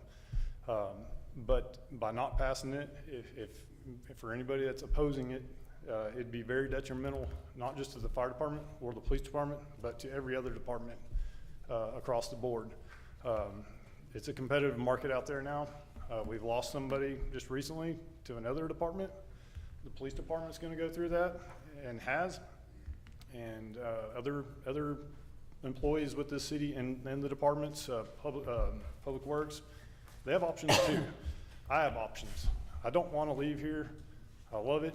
I'm making a career and have made a career. I've promoted, and I want to continue that. But there are options out there, and you know, we got to get somewhere. And honestly, this 10% says a lot. Says a lot, and I think everybody can appreciate it one way or the other. Those folks under $50,000, I'm not aware of that situation. I mean, obviously, I'm kind of biased in my department, and I kind of focus on that. But obviously, there's other issues going on that I'm not aware of, and y'all are looking at that as well and want to help those people as well. And I appreciate that. So I'm gonna keep it short. I know this is probably gonna go on a long time tonight. It's a tough part of the year, and but I really just want to reiterate the impact you have on the entire city as a whole if this does not pass. That's all I got to say. Thank you. Appreciate it. Anyone else? Podium is open. This is a lectern, not a podium, I'm sorry. She's gonna sneak in right behind you. I'll take 3 minutes. I took 3 minutes at the Commissioner's Court this morning. I got a chance to speak about JPS and their tax rate. They went below no new revenue rate, and they got a CEO that makes $850 million, and I called for her to resign and get fired, okay? It's a lack of leadership on the city manager's part and a lack of leadership on your part to not take care of your people. That's the first trait of leadership, is to take care of your people. If you knew about this survey in 2017 and you've been on council since then, you should have had it done. It should have been your first priority. And I come find out after I got done going to the commissioners meeting, okay, he mailed each taxing entity back in June to start taking a look at it.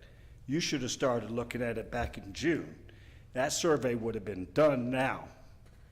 Did you get that letter from Judge O'Hare? No, sir. No, sir? Well, then, here's one to read. Thank you. And Mr. Attorney, I'm sorry. you got today. forwarded one of the emails I sent. And this is from Judge O'Hare. That's the one that I got back in June. Okay? So this is a lack of leadership on your part and his. I got a chance to listen to people in suits and a lot more educated on JPS system than me, okay? they went down to no new tax rate. Our employees deserved this years ago, and it falled on you and you. Fiduciary duty. You had an obligation and you had an obligation, and you didn't do it. So it's a 10% tax increase, okay? You should have been looking at it a lot longer, a lot earlier than now. And it's going to be a Band-Aid till you get the actual survey by professions and what they certifications and what they deserve. Okay? You had time to do this. You had time to do this. And you failed. So you ought to be expendable. Fire you. And we'll see you in 2024. Thank you, Mr. Pete. Anyone else? The microphone is open. Anyone else wish to speak?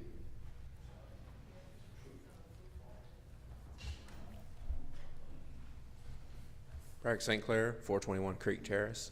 Y'all are involved in a tough process, and but I want to tell you my thoughts on it, and y'all can just kind of take it for what it's worth. The 10%, when the departments did their presentation, I was watching, and there was not a single department that was making within 10% of the market rate. So a 10% raise across the board, you're not going over on any position. So every position needs 10%. So I would encourage you to do that. I would encourage you to do the 3% as well, and I would encourage you to do the one-time $4,000 and $2,000 for anybody under 50, because that was previously discussed. And if you want to do something in addition to that, then I would encourage that as well. But you can do that at a later time. But tonight, I would encourage you to do all three of those things. Thank you, sir. Appreciate it. Yes, ma'am, please. Just a question, Mayor, Council. I don't know how to address that. But if y'all are considering Public Works for the 3%, will animal services be included due to the fact that we are on call doing emergency call outs, just like public service would be? Just a consideration. We probably should, so, but I don't have an answer for you, but thank you. That's a good, great question. Anyone else? Microphone is still open. We're still in a public hearing. Anybody out in the outside with the fan in yourself? Anybody want to talk? Microphone's open. Anybody? It's cold back here. No, they can hear me out there, can't they? Don't we have a, okay. Pretty well? Okay. And I would encourage council, please speak in your mics to make sure everybody can hear. But I got to note that folks at home can't hear everybody at the mic, so please just. All right. If there's no one else who wishes to speak, then at 7:54, we'll take us out of a public hearing. So that is 4A. There's no action on 4A. So 4B, at 7:54, we're back in a public hearing. Public hearing on the proposed 2023 property tax rate for fiscal year 2023-24. We're back to Gabe and Kim. Nothing further to add, other than the rate that funds the budget as you have discussed. The proposed budget is 49.7879. Can we see that slide again with the tax rate on it? 4977. I'm sorry, Mayor, I don't have any slides prepared for tonight. The proposed tax rate was 49.8769 cents. Want to again mention that that is a net rate reduction. We're lowering the tax rate. However, depending on individual appraisals, homeowners may see an increase. Right. Gotcha. Yeah, so in our packet from before, it's 0.498769, I believe, is the proposed tax rate. Mm-hmm. And currently, the rate is 0.508042, so not quite a 1 penny reduction. Correct. So remember, let's remember how our taxes are calculated. That's the tax rate. We propose the tax rate. TAD does the valuation. You multiply that together, and that gets your number. So ours go down a penny. That does not mean people's taxes are going to drop, because a lot of folks' valuations went up. Not everybody, but a lot of folks went up this year, so that will impact. We're doing our part. The TAD piece we cannot control. So that's how you calculate taxes. And that's what we will say later on, that we are raising tax revenue, because we'll bring in more tax revenue than last year, even though our tax rate is going down. So that's just something to keep in mind. All right. Any other questions on the tax rate, council? Okay. This is a public hearing, so I can call for anyone who wishes to speak on this topic. Come on. We're still in a public hearing. Anyone can approach the microphone. Employee, citizen, anybody can come on and speak. If not, then at 7:56, take us out of a public hearing. We take action on this one? We don't, do we? Is that correct? No, the next one you do. 4B is no action, okay. Now 4C, consideration action regarding the resolution 2023-16, adoption of fiscal year 2023-24 budget. Back to Kim and Gabe, probably nothing to add. Anything to add? All right, any questions, council? If not, 4C, I will entertain a motion. Okay, so I do have one question. Oh, yes, ma'am. When we make this motion, so they get their 10% and their 3%, that's effective immediately? That's October 1st, right? October The 1st. budget, the whole budget doesn't go into effect October 1st. That's what I meant, October 1st. And so we're not gonna give them the bonus? Not today. We will discuss that in another meeting. So we can get our numbers. Okay. All right, Mayor, I make a motion that we approve with the 10% and the 3%, and then they'll get a bonus later. Are we So we going adopt what the was budget? proposed or just those two? Well, propose, what else was there? Well, in the proposal, it was a 4%, 2%. Yeah, that's not currently in the budget, is No, it? it's Is it? I Can thought I, that was. can I just? We're just approving the budget right The, now, not the the proposed 10%. budget, yeah, so the proposed budget, and then I would just make, one change. If y'all want to make the changes that you had discussed at the first budget workshop, which was, eliminating the crisis management training, eliminating the customer service app, changing the funding from the tree planting from general fund to donation fund, and then the change that was just made earlier by CCPD, the adding the 20 cameras for 90,500. So I would say the revised proposed budget, or the proposed budget with the changes that you had previously approved. Okay. Before you, when you said that on the budget, are you adding the public works 3% along with the fire and police? I think we should. No, this does not include that, right, Kim? This is not included. This is just. Nope, that was not included in the proposed budget. That's the extra step. That's an extra That's step not that they have to included. wait on. So, and to understand correctly, we will come back to you the next meeting with some proposals for consideration for one time. Yes. To address your concern, Councilmember Yep. Edwards. All right, I'll entertain a motion. 4C, right? Mayor? Mayor, I'll make a motion. Do you need a question again? No, I was just gonna make the motion. I'll make a motion that we approve it as Kim just said. Okay, do I have a second? Nick, second. Please cast your votes.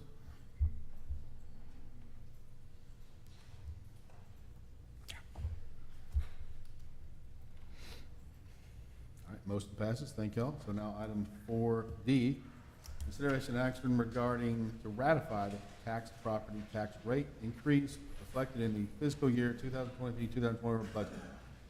All right, this is the one that we have to say by the exact wording, right, Kim? No, sir, that's the next one. Oh, I'm sorry, I jumped ahead, okay. So it says tax rate increase, the tax rate is not increasing, the revenue, tax revenue increasing, but that's how we have to state it, right? So- Okay. So I will entertain any questions on 4D. This is ratification. If not, I will entertain a motion on 4D. Mayor, I make a motion that we approve 4D as presented. How's that? All seconds? All right, please cast your votes on ratifying the tax rate.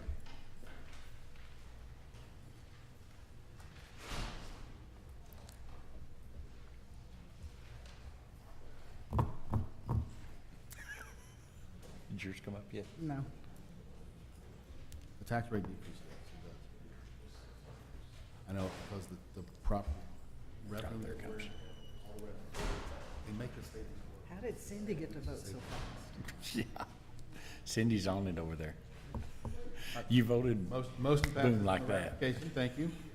All right, now 4E, consider action regarding ordinance number 2023-22, adopting and setting the property tax rate for 2023 tax year. Is this the one with the wording? Okay. What's All right, the so wording? Is that in our packet in here? It's on the very bottom of that, I don't know what it's called, the memo, the city council memo under recommendation. So Mayor, I move that the property tax rate be increased by the adoption of the tax rate of 0.498769, which is effectively an 8.6% increase in the tax rate. I'll second. All right, second, please cast your votes. Thank you for that, Cindy.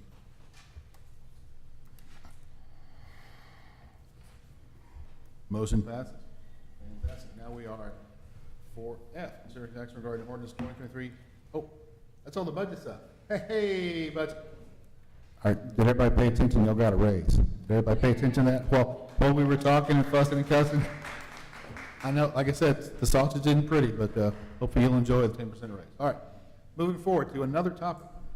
For F, consider action regarding ordinance 2023-23, waste and wastewater sewer tax service rates. And this is Gabe again, Gabe and Kim again? Mayor, this was just the rate changes that we mentioned when we discussed the enterprise fund budget. We're passing on the water rate decrease that Fort Worth has imposed upon us and increasing the sewer rates. Okay. Any questions on that, council? And what is that total rate increase going to be, please, ma'am? An average customer would see an additional $3.11 per month. If they use 8,000 gallons is an average customer. It's a decrease of 5% for water and an increase of 15% for sewer. We're basically just passing on what Fort Worth Yes, sir. gave to us, right? Yeah. Yes, sir. We're not making profit on this, we're just passing it on. No, Mac can agree with that. Oh, All right, that statement came up. so do I have any kind of question, any more questions on this? That statement just came up. All right, I will entertain a motion on 4F. Mayor, I make a motion that we approve that action regarding ordinance 2023, the water and wastewater sewer service rates increase. I'll second it. Randy, second. Please cast your vote.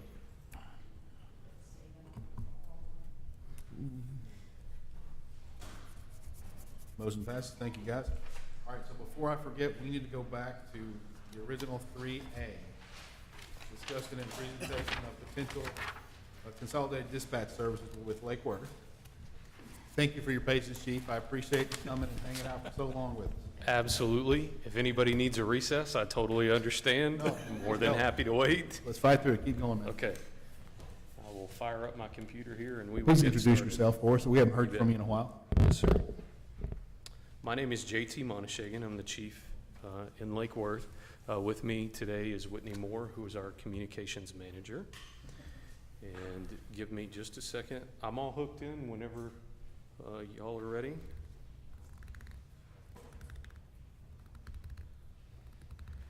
Would it be helpful to duplicate or extend?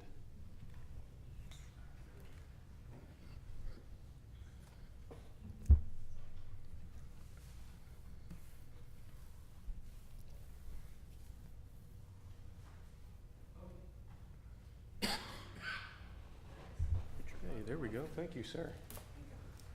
All right, are you able to see that in front of you? Okay, Yes. wonderful. Yes, sir. All right, so I just want to, or I'm sorry, before I begin, Chief, anything that you want to add or lead off with? I just wanted to advise council, this is a proposal, it's not an action item. So as we move forward with this proposal for consolidated dispatch services with our partners in Lake Worth, so this is something that, as he does his presentation, I think you'll see it's a regional recommendation, even a best practice.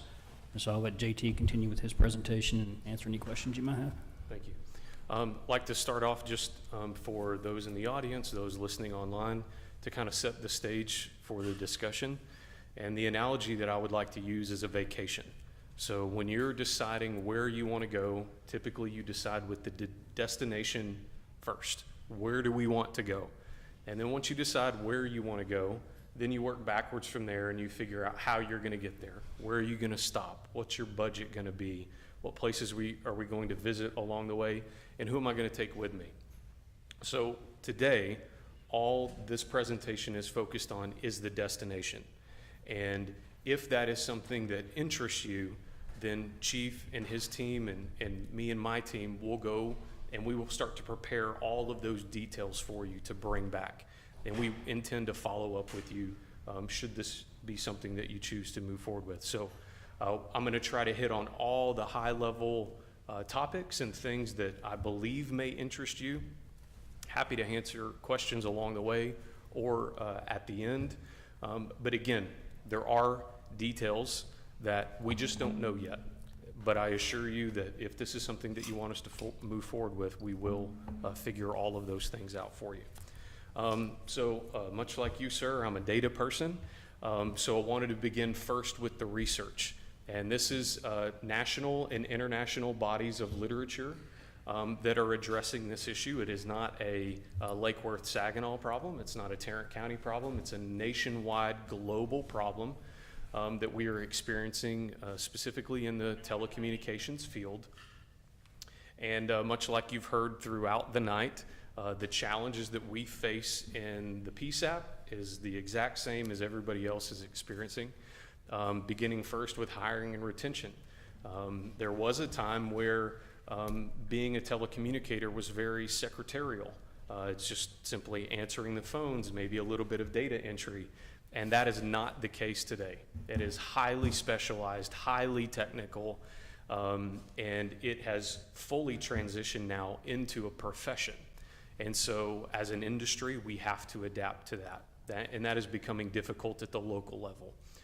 Next generation 911 is something huge and on the horizon. Right now, all of our 911 infrastructure works off of copper in the ground or running through an overhead line. And as you're probably aware, that technology is beginning to become more and more antiquated. Technology is in the cloud, it's internet-based, and so with that comes a lot of challenges for 911. How do we incorporate and use this new technology for public safety where our old antiquated equipment can't do that anymore? GIS information, as our cities get bigger and more complex, we have to have mapping and data working behind the scenes to help our responders get to where they need to be. We're all overwhelmed with data, and our first responders are no exception to that. Recently, the city of Dallas experienced a major cybersecurity breach, which took down their entire public safety domain in addition to city services. So the more dependent we become on technological systems, the more emphasis we have to put on data protection and cybersecurity. And then, of course, we are two cities doing the exact same operation at the exact same time. And so that's not always optimal. I'm sure here in Saginaw, it's the same as in Lake Worth. There are periods of time where our team is on duty and at work with nothing to do. It's quiet, and that's something that we don't like to say a lot in our business. But we can identify periods of time where we could be doing more with our time. We could optimize our team. And so consolidation is a very wonderful way to do these things. So again, that's big picture from the research. But the Tarrant County taxpayers recently funded a study through Tarrant County 911 District, which everybody sees on their tax bill. They invested some of their dollars, much like you decided to do earlier, in a study to look at the problem as a whole and come back with their professional recommendations. And I believe that you've been provided with that study in your packet. But in essence, what it concludes is cities like Lake Worth and Saginaw are the prime candidates, among the highest ranked to benefit from regionalization. And for Tarrant County 911, I don't want to speak on their behalf, but it is highlighted in their report that the more the DFW Metroplex and specifically the Tarrant County ecosystem grows, as I'm sure you're aware, we're growing exponentially with more than 2 million people in our county now. The greater the demands on the system, we have to be able to pivot. And without their support and without things like consolidation, the burden is anticipated to become too great for the local entity.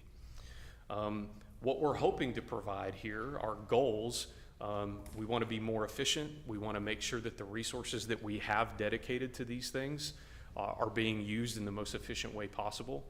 We want to save money. We're in the exact same position as you, trying to figure out ways to make each dollar go as far as it can. So cost savings is among our top priorities for this. And then also we want to do a better job of working together. What's good for Saginaw is good for Lake Worth, and what's good for Lake Worth is good for Saginaw. And I'm speaking specifically here to bad guys. They don't know city limits. They will come to my city and commit crime, and they'll come right over here. The more intertwined we are and interconnected we are, the better service we can provide to our communities, because we have this synergistic communication. Another thing would be to standardize training across the board. I'll talk a little bit more in detail on that shortly. And then working together, we can keep up with technological advancements. And if we don't, then we're left to deal with those things on our own. And then finally, scalability and flexibility is super important. What we're going to present to you tonight is something that can grow over time. We're going to present you with what we see as step one, but we have thought about the future. We have thought about 10 steps down the road with how this thing could be scaled as our communities change. The last thing we would ask is that you make a commitment to do something and then it not be malleable and growable to change with the demands of your community. So we have that built in. Some of the things that we're experiencing locally, so we've talked about big picture, we talked about Tarrant County. Now locally here, both in Lake Worth and Saginaw, hiring retention is our #1 issue that we're facing. Hey, Chief, would it be easier, easier is the right word, to staff this with 2 departments? Would it be easier, harder? How would that be a benefit? Yes, sir. Yes, sir. And that's the goal here. Right now, generally you have 1 dispatcher on it at a time. I have 1 dispatcher on it at a time. When we combine, we have more resources available to both communities, and that will allow us to handle those influx in calls. Take, for example, the airplane crash that we had a couple of years ago. There was only 1 person working at that time, and they were completely overwhelmed and struggled to handle that incident.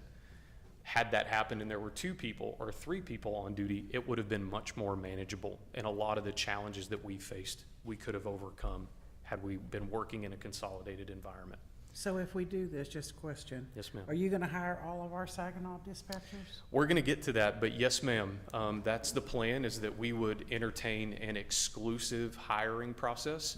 And even the word hiring is a bit misleading. We are viewing that more as an absorption, a welcoming from one to another, where they come over with their seniority.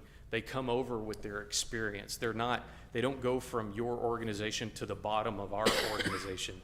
They just move over as if we're now sitting in the same location. That was gonna be my second question. Yes, ma'am. So Their vacation time, seniority, yes, all ma'am. that just goes Yes, right ma'am. with them. And again, that's getting into a little bit of the details, but those are conversations that we've had behind the scenes, wanting to make sure that any type of move or consolidation would keep the employee as whole the day that they were working for Saginaw as they are on their first day with Lake Worth, with all of their benefits, their seniority, those things that they've worked hard for all of these years investing into this career. We want to make sure that that continues.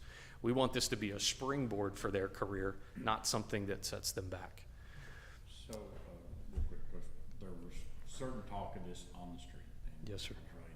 So, the Saginaw employees that this would affect would not have to apply for a job with Lake Worth for their dispatch and pass some rigors, like they would immediately transfer, they would become that, it would be seamless.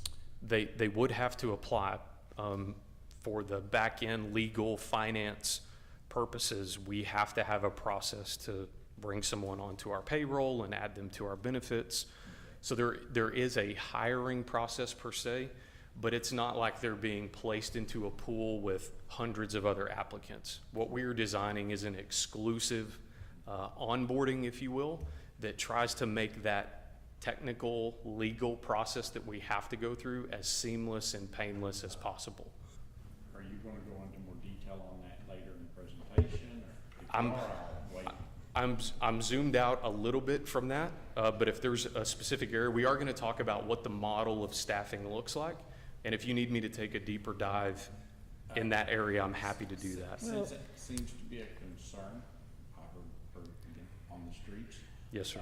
I would like to know, okay, since there is hiring, I understand that. I've been with companies that's got absorbed by other companies, there's some legal ramifications. Yes, sir. I would like to know exactly if I'm employee A and I have to apply for this position, what could cause me to lose my job, not course. be accepted. Sure. Totally understandable. I'll do my best to address that generally today, but those specific details, we may have to iron those out later. But again, our commitment is if this is something that is appealing and you want us to continue to move forward with, that I'll come back to you in September, I'll come back to you in October, and each time we'll provide a new layer of information for you as we work through those things as partner cities. And are you gonna add other cities, or is it just gonna be just us?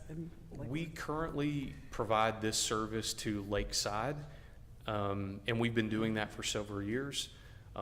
Blue Mound recently lost their partner that they were working with, and so we are providing this service to them on a temporary basis so that they could continue to operate as a police department and until they are able to make a decision on what they want to do going into the future. So only so one other city I'm a right little now. confused over the amount of dispatchers, because I'm not sure exactly how many we have, but. Sure, and I'll I get don't- to that Okay. shortly Okay, we'll let about you get how, finished. what the, kind of how it would look. Okay. I have a question. Oh, sorry. Gabe, we brought this recommendation to you a few months ago when you first brought, you wanted to raise the minimum wage of the dispatchers to from $13 to $17 an hour. And then at the next council meeting, you came back and said, no, we need to bump that up to $25 an hour.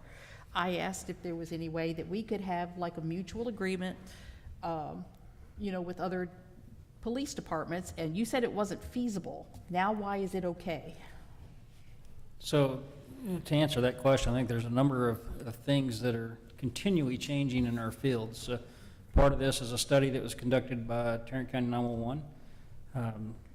Their original ideal was to have regionalization as a whole, but what their study has actually suggested here is that it's smaller agencies, as Chief Monshagan already mentioned, we're the ideal candidates for this to blend our services together and come up with a consolidated dispatch service. When we were down to 2 dispatchers and we were looking for the ability to hire those, that was part of the caveat with those conversations at the time, is I've got 2 dispatchers, there's a chance I'm going to lose one of those if we don't do something. So those were emergency situations we were trying to address, which we did. I'm up to 4 dispatchers now. I still have 3 openings. So even though we've changed that pay, in the short amount of time that we've done that, we've already started falling behind again. That's part of the true benefit of a consolidation, is we can pool our resources.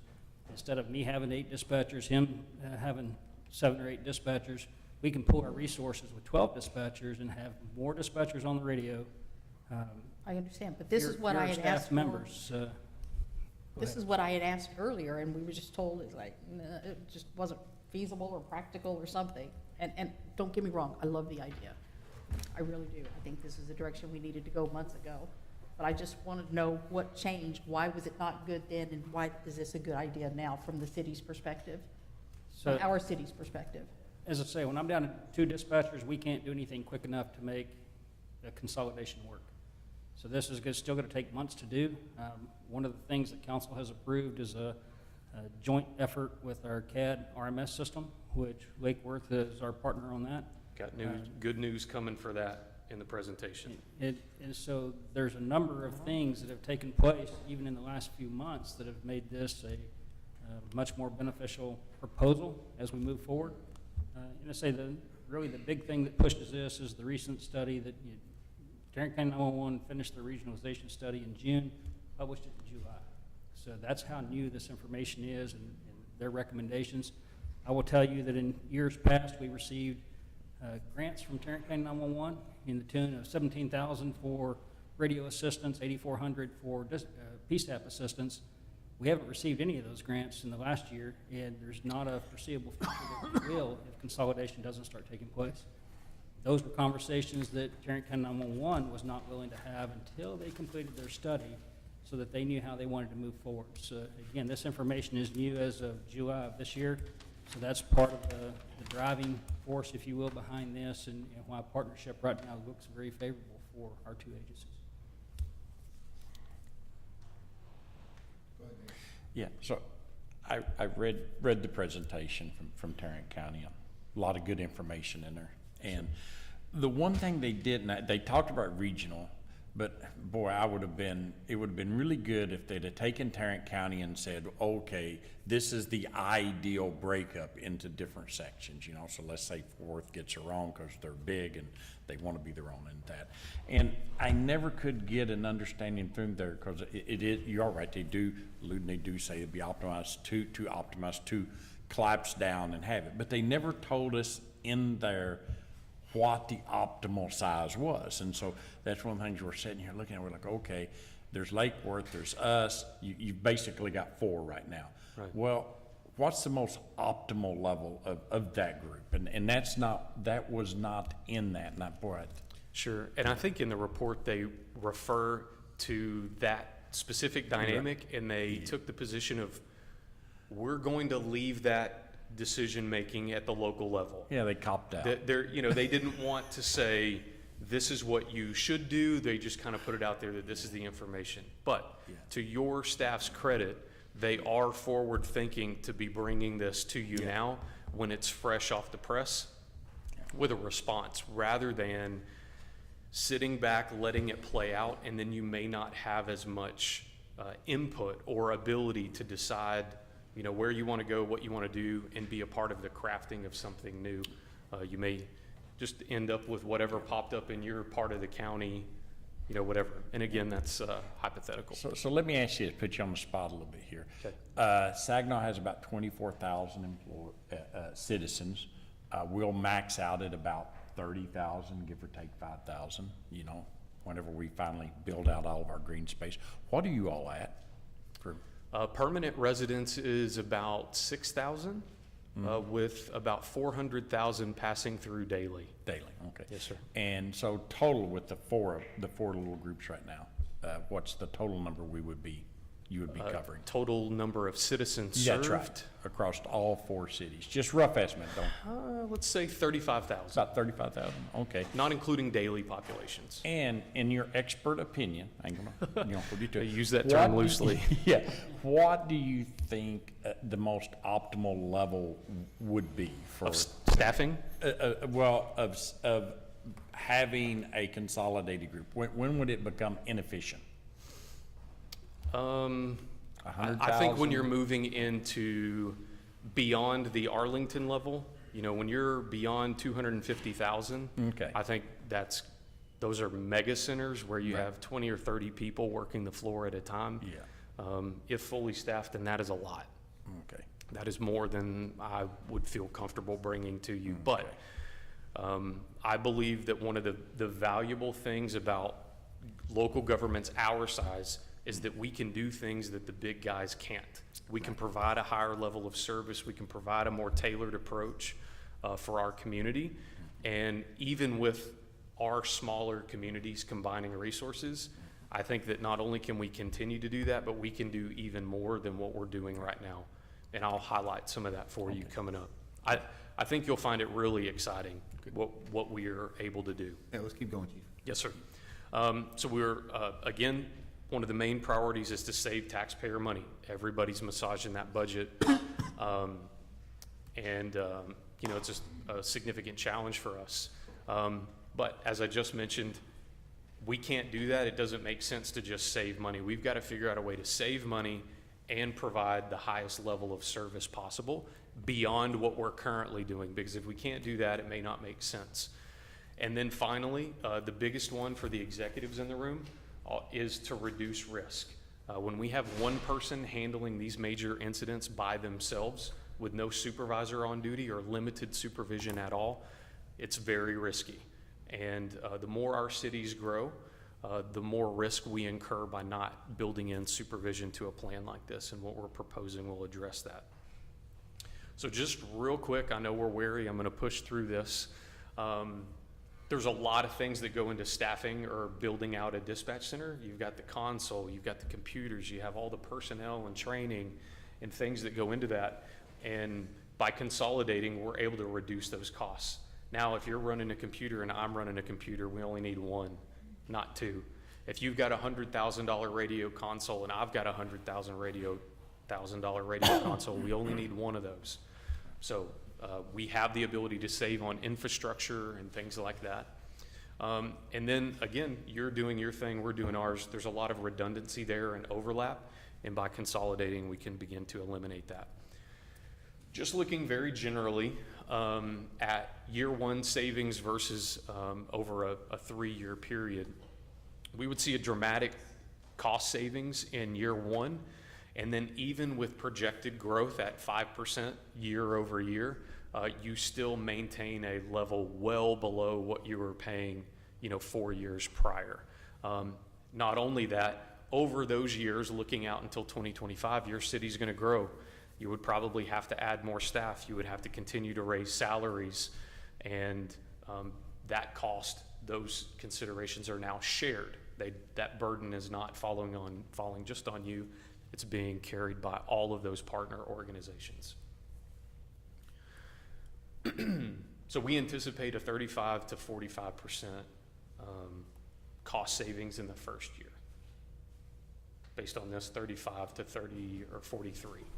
So again, once we get down into the details and we really start pumping hard numbers into this, we can give you more exact figures, but just the chief and I's rough math, this is generally where we see ourselves moving. Okay, we've talked about that. One of the things that I want to emphasize is service delivery. So that second bullet point, we just covered how we want to save money. The second bullet point is how are we going to increase service delivery? There's a couple of metrics that we already have in place. Now, what I want you to keep in mind is that when we combine services and we merge our teams together, these are things that are currently in place. These are not things that need to be built out. These are not things that need funding. These are things that day one exist and will be available to your department and you as a council. The first that I wanted to highlight is a product called Power Engage. This is tied directly into our CAD and RMS system, and it surveys community members and callers based on their call to dispatch. What you see on the screen right now is a snapshot of the last 30 days, and it's specific to our call takers. The top number is the Citizen Positive Satisfaction Score. When we survey someone, we ask them to rate the service of the person who took their call from 1 to 5. And so of the, I can't see the number, 56, 58 people who received the survey and replied, more than 98% of them said that their interaction with the police or the call taker was positive, gave it that rating of 4 or 5. Beyond that, our survey response results are off the chart. Generally, if you can get 5 to 12% response rate in a survey, that's considered excellent at the academic level, and we're seeing between 38 and 40% response rate in these surveys. So we know that we're reaching more people than we could in a traditional mailer or internet-based survey. These metrics are not something that we just do once a year or we just do once a month. This is all day, every day. We can evaluate our team's performance in real time to ensure that superior service is being delivered, and if it's not, make an immediate adjustment so a problem doesn't fester. Other things that are built into the current comm center that we would want to integrate. The first with this program would be to add in that first line supervision that addresses the bullet point of reducing risk. The second is we want to not just say we're adhering to best practice, we want to prove it. And we do that through things like accreditation. our comm center recently received the APCO P33 designation, which means that our training program, our FTO program, meets national standards, and that we open our doors to have people come in and evaluate our process to ensure that it meets those agreed upon standards. When we did that, we were the first in Tarrant County, we were the 4th in the state of Texas, and we were the 96th in the United States to bring that program on. So we are very, very proud of that. But we didn't just want to stop there. That's a certification that just addressed the training program. The next thing that we are in the process of doing right now is getting an accreditation for our entire communication center, and that's through CALIA. CALIA, much like the Texas Police Chiefs Association or the Texas Fire Chiefs Association, is an accreditation, except this one is national. And what it does is it addresses the operation of the entire comm center, again, providing assurance to you and the community that this comm center would not just be doing what they think is the best, but adhering to a national standard, and then recertifying in that every 3 or 4 years. So what are we capable of doing now? We currently have the Spillman Flex CAD and RMS software that your city has purchased. Now, going live with a new CAD and RMS system is very difficult, it's time consuming, and it's just a very involved process. Our hope would be that if this is something that you want to move forward with, we marry up your go live with Spillman Flex with a dispatch center consolidation. What that enables us to do is take our subject matter experts who have already been using this system for some time to bring on and hand train those dispatchers that would be coming over from Saginaw. If we didn't do that, you have an outside trainer come in from Motorola that provide about a week's worth of training, and then you're on your own. And by consolidating, we provide that support system and structure and all of the expertise that goes along with operating this new CAD and RMS system. So in short, you get the most bang for your buck day one rather than the slow incremental learning process that goes along with implementing an advanced product like that. We also have other systems that are already plugged in and ready to go, like Rapid SOS. This ties back to an element of Next Gen 911. In the CAD and RMS screen right now, all we have is lat and longitude, but we know that the Z-axis, the vertical axis, is available. So knowing where exactly someone is in a building, like on the floor, is really important. It's a great new technology that's already built in.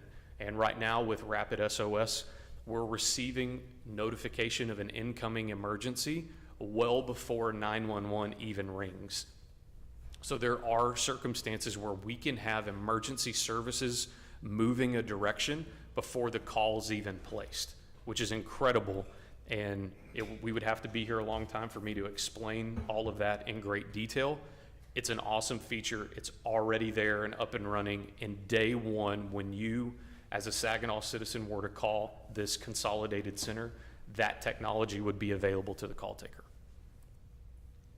So this is what our current model looks like. We have a dedicated communications manager and 6 FTEs. All of them, or half of them, have significant experience either at the master or advanced level. We are fully staffed. We have been fully staffed. So other than onboarding personnel coming over from Saginaw, we're ready to go. We have the staffing that is experienced, trained, in place, ready to go. And then we also have a crime analyst that supports real-time crime function. So being co-located, there would be some flow over benefit for having a crime analyst in-house. This is really, kind of getting into the weeds here. The most important thing to note is down on the bottom, Tarrant County 911 has a backup comm center in the Northwest Sub Courthouse. Part of the significance of dispatch centers is that there's no redundancy. One of the significant problems that we have is that there's no redundancy. Our city is not big enough to have a dedicated backup site full of radios and computers and everything just in case. That's a lot. Same would be true for your city, I'm sure. But by consolidating, we can now tap into that county resource, and what was once out of reach for us in terms of a backup center is now available right across the street for us. How come it's not available now? It is available. There's nothing in it. And Oh, again, there's nothing in it. there's consoles, but nobody works out of it. Nobody is set up to move over there. Oh. And again, we're so small, like to move a server over there doesn't make a lot of sense for us right now, but in a consolidated environment, we could make more efforts to ensure that redundancy with a backup 911 center. So we phased this out. I'm just going to talk to you about a couple of the phases tonight. But in order to make this work, we would move to what we call phase 2. That adds in 2 supervisors addressing the liability concern that we had, plus it adds 2 dispatchers 24/7. So what the coverage ultimately looks like is that you have 2 on at all times, with that supervisor being a floating third. So during peak times, not only are they providing supervision, but they're also being a third person in the comm center. What would be peak hours? What would be peak time? Well, for us, it's about noon to midnight.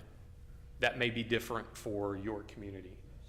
Okay, so wherever would be best to lay over that extra resource, we would do that. But again, you may be operating with one right now. I'm operating with one right now. Using this model, there are times where there are 3 here. And I think we can all agree that that would result in superior service delivery or an increase in service delivery from where we're at right now. And would all these people be at the same location, or would we have some in Lake Worth and some in Saginaw? They would all be at the same location. And what that would do is that would give the supervisor the ability to supervise and interact with their staff. Again, if we're operating 2 centers separately, we have to have all of that separate equipment. So we want to try to get to one location so that we're only spending those dollars one time and using it in a shared environment. This question is probably for Chief Ragsdale. How would we handle the walk-up traffic after hours? Who would answer the buzzer when somebody shows up at the police station? So that's getting into more of the details that we'll have to work out as we move forward. The purpose of this presentation is just to receive direction as to how much effort we're going to spend on making the recommendations moving forward. So I don't have a direct answer for you on that. The majority of PDs, especially our size, they don't have anybody inside the building after hours to take that. What we encourage people to do is call the admin line or call 911 and let services come to you. And it could be something as simple as putting a phone in the lobby that rings to dispatch. You know, and once somebody knew that there was somebody at the PD needing service, they would just get on the radio and be like, hey, Saginaw, you know, whatever unit, there's someone at your lobby, can you go handle that meat complainant? That is what Blue Mountain and Lakeside currently do for us, and we have discussed with Tarrant County how phone lines will be coming in, and we've had those conversations, but currently in Lakeside and Blue Mountain, that's exactly what happens. They call from the lobby, we send a Lakeside unit or a Blue Mountain unit, so. The hope for the community is that they never know where the person who's taking their call is actually sitting. All they know is that when they ask for service, they get service. And how do y'all answer it? I mean, is it gonna be like, because we say Saginaw PD? Right. So one of the big questions is, what exactly do we call this thing? And we haven't made that decision yet, but we will ensure that it's something that represents both communities. And we could even do something that says, you know, serving the communities of, you know, let's say we call it Northwest Emergency Communication Center, serving the communities of Lake Worth, Saginaw, Lakeside, and Blue Mountain. You know, I don't know exactly how that works yet, but we will make sure there will be some education that has to take place within the community, making sure that they know about this and that they have the proper numbers and they're aware that when you call, you're still going to receive service, but you may hear a different phrase. But we'll make sure that that literature and that rollout is nice and seamless to them so that they don't have any of those questions. And how is like, say, our officers gonna be able to trust the dispatchers because, you know, Saginaw, the dispatchers and the police work together really well, blah, blah, blah. Sure. And so, how's that gonna work Right. across the board like that? Because So- our officers aren't really gonna know the dispatchers. Right. Trust building takes time.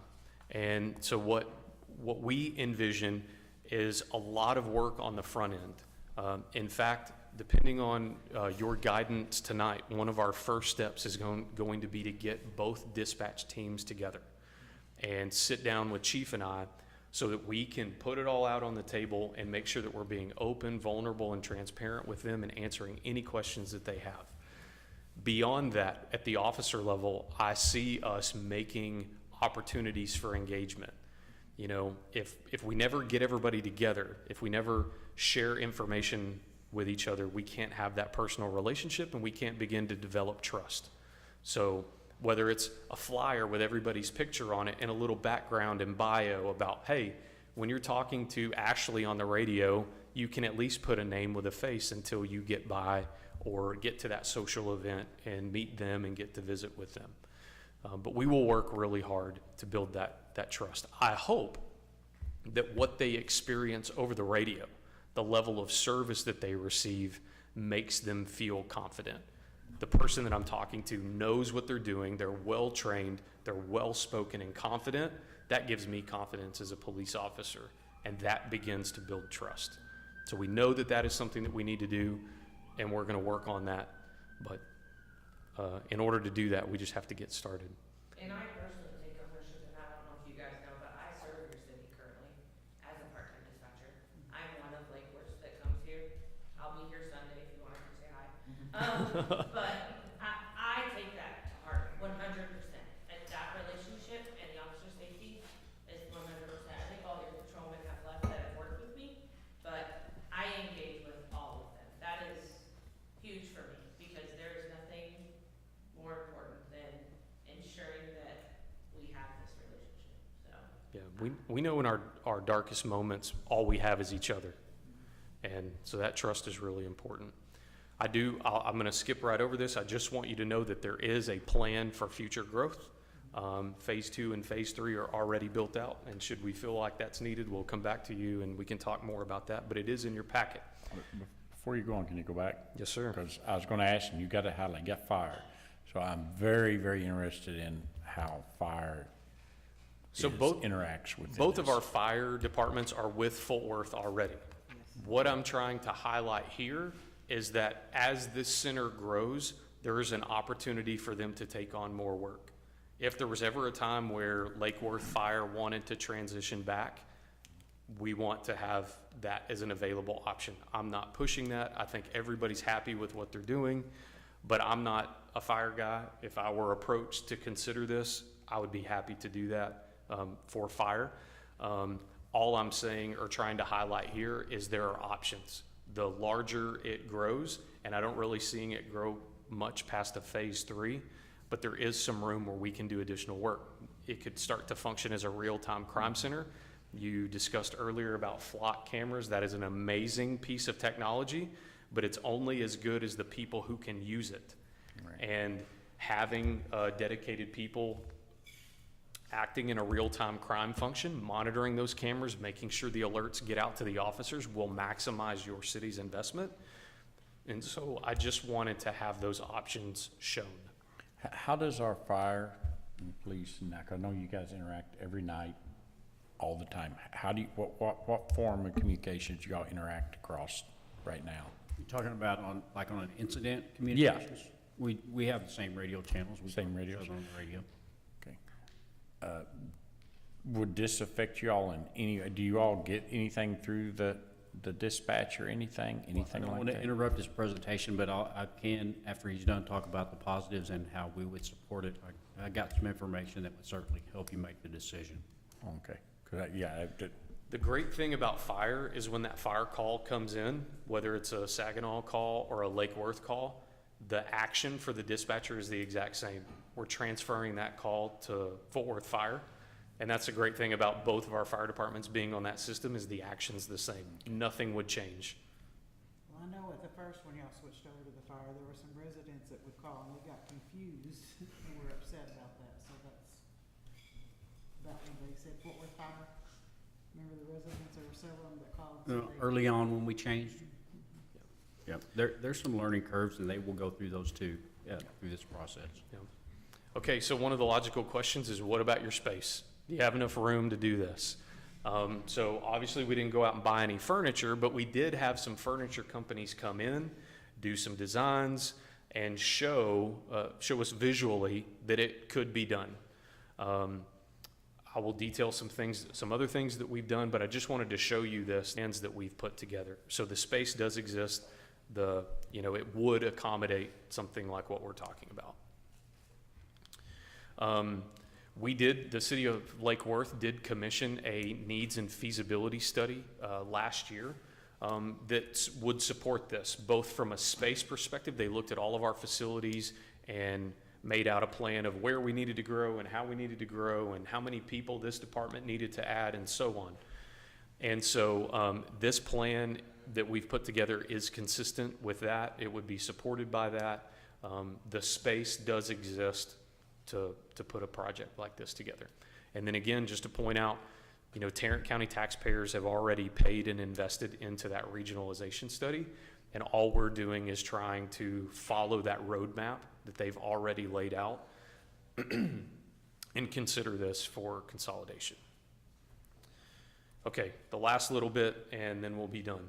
It's obvious, a question is, how is this thing going to be controlled, and does anybody lose power or authority by doing it?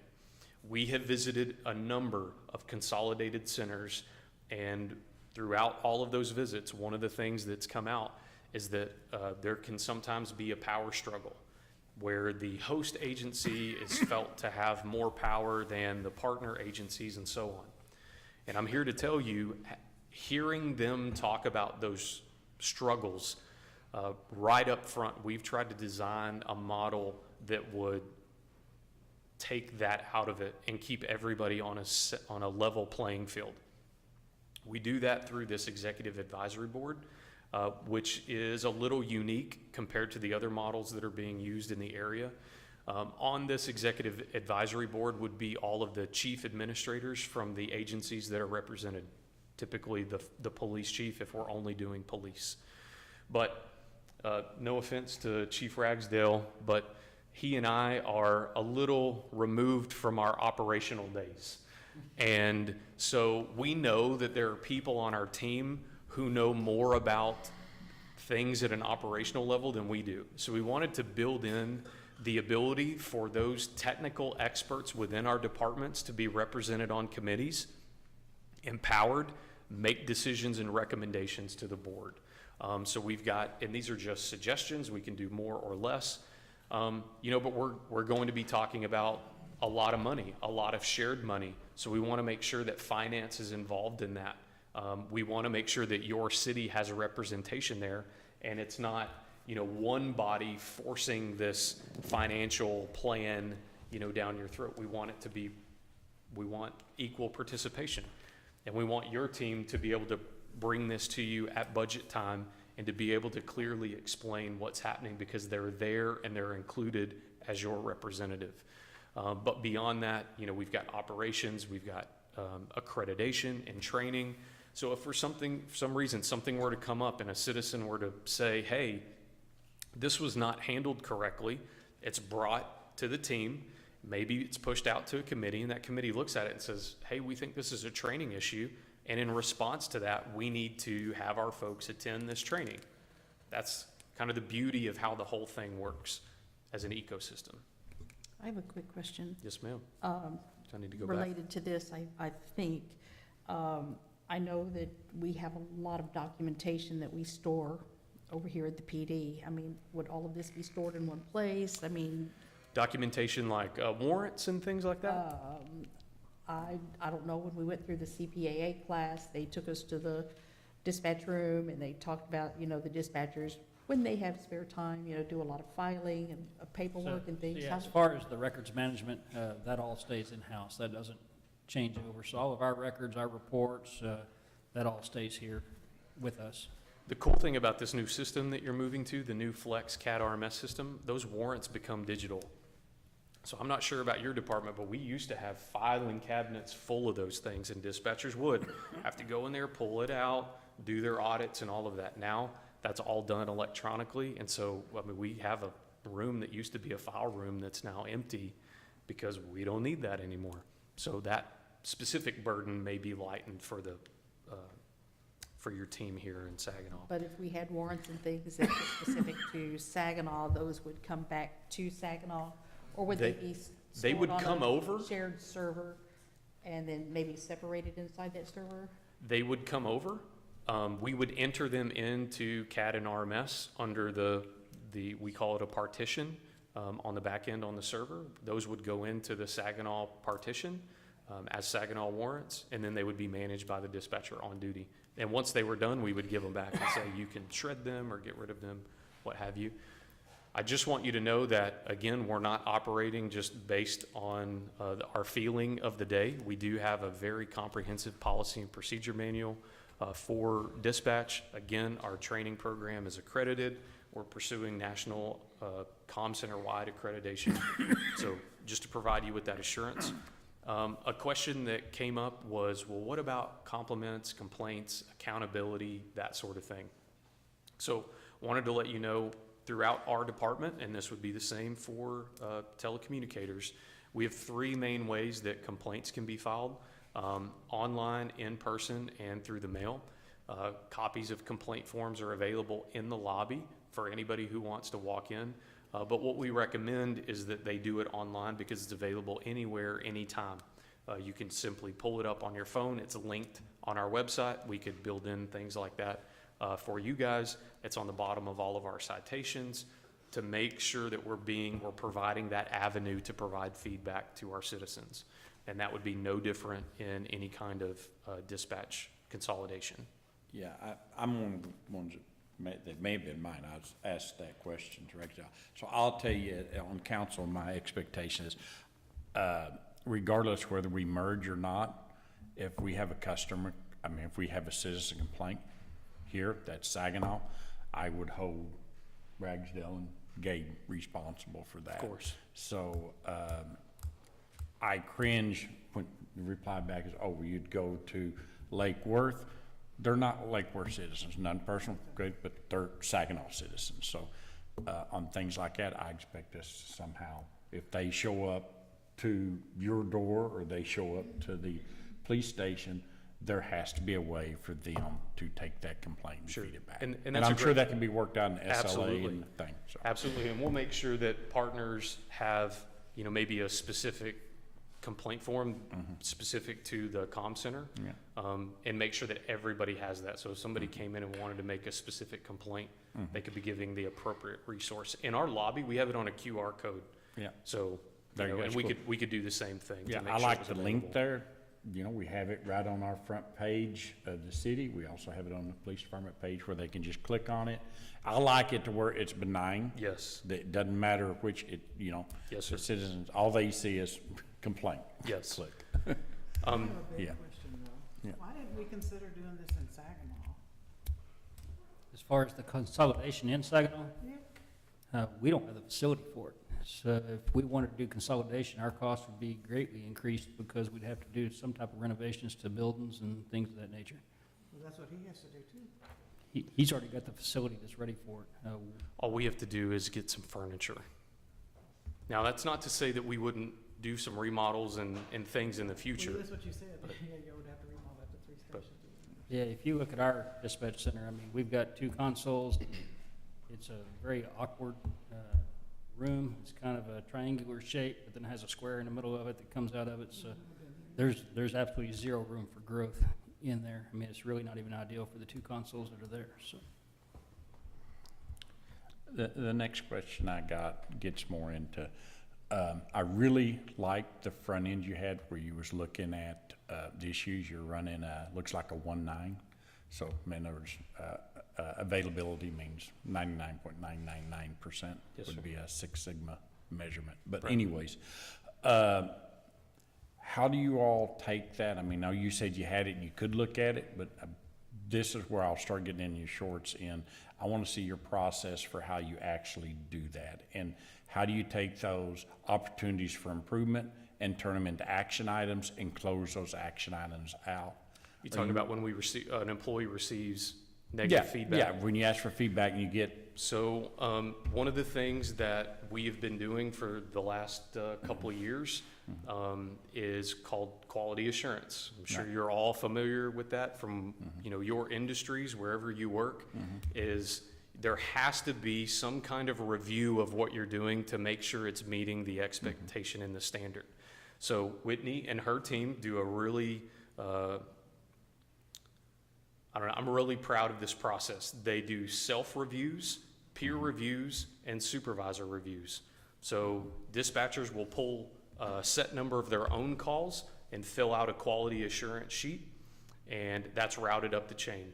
Then peers will do each other, route those up the chain, and then a supervisor will do that on everybody on the team.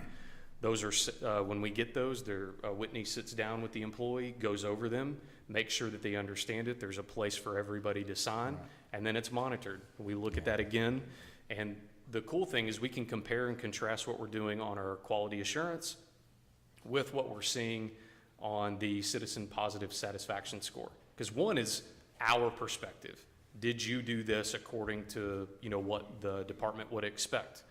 The outward facing one is, none of this really matters, but did it have the desired effect on the citizen? Did they feel appreciated? Did they feel like you gave them the attention that they deserved on that call? And so when we look at those together, that really gives us a total picture of the employee and whether or not their performance is meeting or not meeting expectations. Yeah. I would really, when we get into doing this, would really like to see your KPAs and KPIs. So what criteria you're going to measure? I mean, what are you going to measure to show me? Because you talked about cost, 50%, that's great, but there's two other pillars. There's quality and there's cycle time. Right. And so to me, I would like to see KPIs for each one of those. You bet. And then I'd like to see your KPIs of how you're going to measure that. You bet. And it's available. That would just be as easy as providing you with copies of those documents and how we're looking at those metrics. It's not built out in a Six Sigma model, but I think that we can get most of those objectives already. So yes, sir, absolutely. Cool.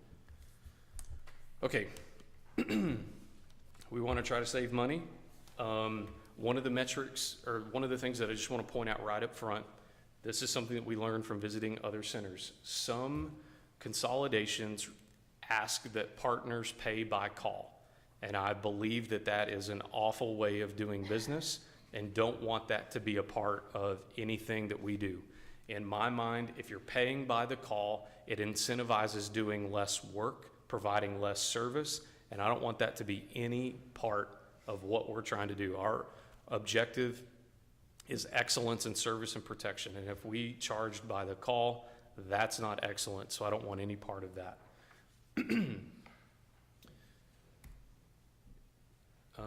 We would be open with the invoicing. So we have already began to work within our budget to break dispatch out completely. So it's got its own numbers and codes, so we can look at salary, benefits, training, all of those specific line items just as they relate to the comm center. And what we would want is to provide all of our partner agencies with that, with a breakdown of this was the agreed upon percentage that each partner was going to pay. So this is the total dollar amount that we need to run the show. This is your percentage. And so this is what you're paying for each and every service. So when you look at training, like, hey, what is the city of Saginaw paying to train dispatchers in a consolidated center? Well, you can look right there and it's right there. We want it to be upfront. We don't want there to be hidden fees and things that you're worried about, like, hey, where's this bottom line coming from? Want to be open and transparent right from the very beginning, and we've already started to build that in to our existing budget. And then finally, I want to cite all the literature and the places where I got all of this information from. I'm not pulling it out of thin air, and this is not gray literature. This is empirical data from valid sources that we can hang our hat on. This is not just my opinion or my belief. This is what I believe or what I see as the future according to the data. So that concludes the presentation. I know that, again, you're probably wary. I'm happy to answer any questions that you have remaining. I'm also happy to provide you with my contact information if you'd like an email follow-up. And then beyond that, if this is something that you're okay with us moving forward with, I would also be happy to come back and visit with you each month, or I can provide an email update, however you would like it. But the chief and I can work together to make sure, number one, that your questions are being answered, but number two, you're being provided with a regular update as to where we stand. So essentially tonight, we're just looking for, you're looking for guidance. Is this worth pursuing? That's correct. Right? Yes, we don't want to, out of respect, we would never want to invest more time and energy into this without knowing that it was something that you would support. Okay, good. What happens if there's a problem with the radio and like say the radios went down or whatever? How are Saginaw residents gonna get hold of their police department so that they can get help? Telephones or radios? Huh? Telephones? Are you referring to telephones going down, No, or like if say your whole system, radio system went down and y'all couldn't dispatch, and the call center comes in, or somebody calls in and you can't dispatch to Saginaw, what's gonna happen then? So all I mean, 911. that can happen anywhere, but I'm Yes, just ma'am. asking. All 911 centers have built-in rollover. So our calls go to go to Azle. If for some reason our lines are not available. But much like you, we have a generator. Our radio system is on the Fort Worth system, which has tons of built-in redundancies. So the radio system is very stable. But the phone system, would operate just like any other system. If it went down, those lines are automatically going to transfer elsewhere. So there will always be somebody there to answer them. 911 doesn't just ring to nowhere. It will continue to roll until it finds somebody that'll answer. Yes, ma'am. Do you have a number like for the non-emergency calls for dispatching public works after hours calls? Yes, sir. Yes, sir. And those are some of the details that we'll have to work through. But the intent, at least at this point, is that it may be a different number that they have to call, but everything else would continue to work the same because we're already doing that. We already have our folks who are on call. If an officer is patrolling in the middle of the night and sees a water main break, they're going to say, hey, notify Public Works, I've got a water main break. So as long as we have your phone list and know what your preference is, we're going to make that call to you just like your current dispatch would make that call to you. Seamless service that we're already doing. We're just going to call a different number. So the call time is gonna be just about the same as if they were to call Saginaw? Absolutely. There'll be no delay at all. If not faster. Right. Because there'll be more people. Let's say something major was happening. If it's just one person, there's a good chance the non-emergency is not going to get answered. But if you have 3 people in the center, there's a greater chance that they're going to receive better service. All right, let's cut to the chase, council. Is this worth pursuing, yes or no? When we say it's worth pursuing, what's the next step? What are we Ask the okaying? two gentlemen. I think what we're looking for is just direction from council that says, yeah, this is a worthy cause. I can exert more effort towards it. JT can exert some more effort, his staff as well. Right now, we have a lot of unknowns, and we have the unknowns because I'm not willing to exert 2 or 3 months worth of research to provide information to you if it's not something you're interested in. And we wanted to keep our employees in mind as well. Yeah. We knew that even the discussion of something like this would start to, give them questions. And so, now we've worked up to this. Chief and I have both talked with our staffs privately, but this is the first that's being publicly discussed. And so if it has your blessing, we will really ramp up those dialogues. I need to go back and have a conversation with my council as well. But there's a lot of work that needs to be done to fill in the gaps between starting point and destination. So we want to do that, but it's going to take a lot of time and energy from staff. But our goal would be a target date of around December when the city of Saginaw goes live with its CAD and RMS system. We want to be ready to go live with this. So, we're in August. We have a lot of work to do, and I'm confident that we can do it. Well, the devil's in the details here for me. So, Yes, sir. Things that I had mentioned, the KPAs, KPIs, all that has to be answered. So that's what I'm course. more, I don't want to say, yeah, I approve this, and then all of a sudden I start a snowball that can't be stopped. I go, whoa, y'all approved it, you know. Sure. We're not seeking. Yeah, right, that's what I'm saying. It's when not an we- action if we item did here, this, it's let's just simply say we asking did- for guidance. We decide so. to do this, and we combined our employees, are our employees then Lake Worth employees, or are they Yes, Saginaw ma'am. employees? Yes, ma'am. They would be Lake Worth employees. You know, their paycheck would come from us. You know, we would carry their insurance benefits and those sorts Are of your things. benefits equal to our benefits? Yes, that we ma'am. have now? Yes, ma'am. Same TMRS percentage.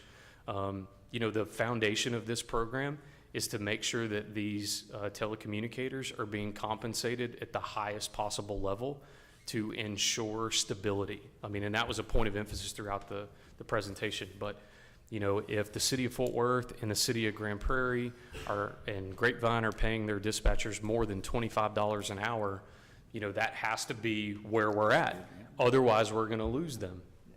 So we're going to make sure that those sorts of things are built in, so that it's taking care of your current employees who will, you know, ultimately, if we do this, become your former employees.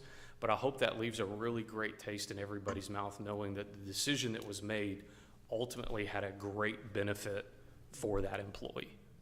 Well, that's what I'm worried about as an employee. Yes, ma'am. Well, and I would like to add, you know, we've discussed this with our employees a number of times, extremely open and transparent with them. And I'd like to say that Tara, as the dispatch supervisor, is the only dispatch employee that's here. The rest are not here. They don't express any concerns to us with this move, as long as we keep them in the loop. That's what they've asked for. That's what we've done. After tonight, if we get direction to move forward, we'll meet with those employees again. And JT and I will meet. Our teams will start getting together. So I think it speaks a lot to the transparency and to the conversations that have already been had, is the fact that, you know, those employees that are affected aren't here right now. They trust us to make the right decision and to move forward and keep them informed. I think that's And paramount. if we did this, and then we decided that it wasn't working, per se, for us, we just back out of it, or what do we do? What happens then? It's not quite that simple. I mean, No, I'm sure it's not quite, nothing. you know, if we do away with our dispatch center, there's going to be equipment, there's going to be things that have to be replaced that will no longer be in place here once we do consolidation. So there will be a cost with that. As far as the two entities, I mean, it is, hey, thanks, but no thanks. We're moving out, so there will be the notifications that are made that way through the legal process. Moving back into house, we could do that, but I say there will be a elevated cost to replace the consoles and the radios and things of that nature. And I think, So to me, I need to know, there's gonna come a point where we have to either pull the trigger or not. We either say yes, move forward, or not.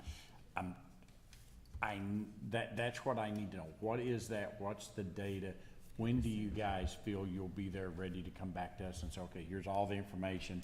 And maybe you dig into it and say, maybe not, I don't know, but we need to understand when to me, that's the next step. You guys are gonna start working on it. If we give you the thumbs up, and then you eventually have to come to us with a recommendation, yea or nay. Right. The second part of that is the employees, making sure that the employees, one, understand that this isn't a done deal, and when it does become a done deal, we give them enough leeway. And if they choose, and I'm personal, if we get employees who choose not to go work in this new thing, basically then, in the private sector, that would end up being they would either go find another job or come down to, if they stayed here, eventually it'd be layoff, and what's that gonna look like? So to me, I want all that addressed. I can say right now, I have commitment from all four of my dispatchers that they're on board with this to move forward and plan to seek employment at this point. Cool. And so, yeah, again, I think that speaks volumes to the transparency and the information to be provided to them so far. There's lots of information still to be provided.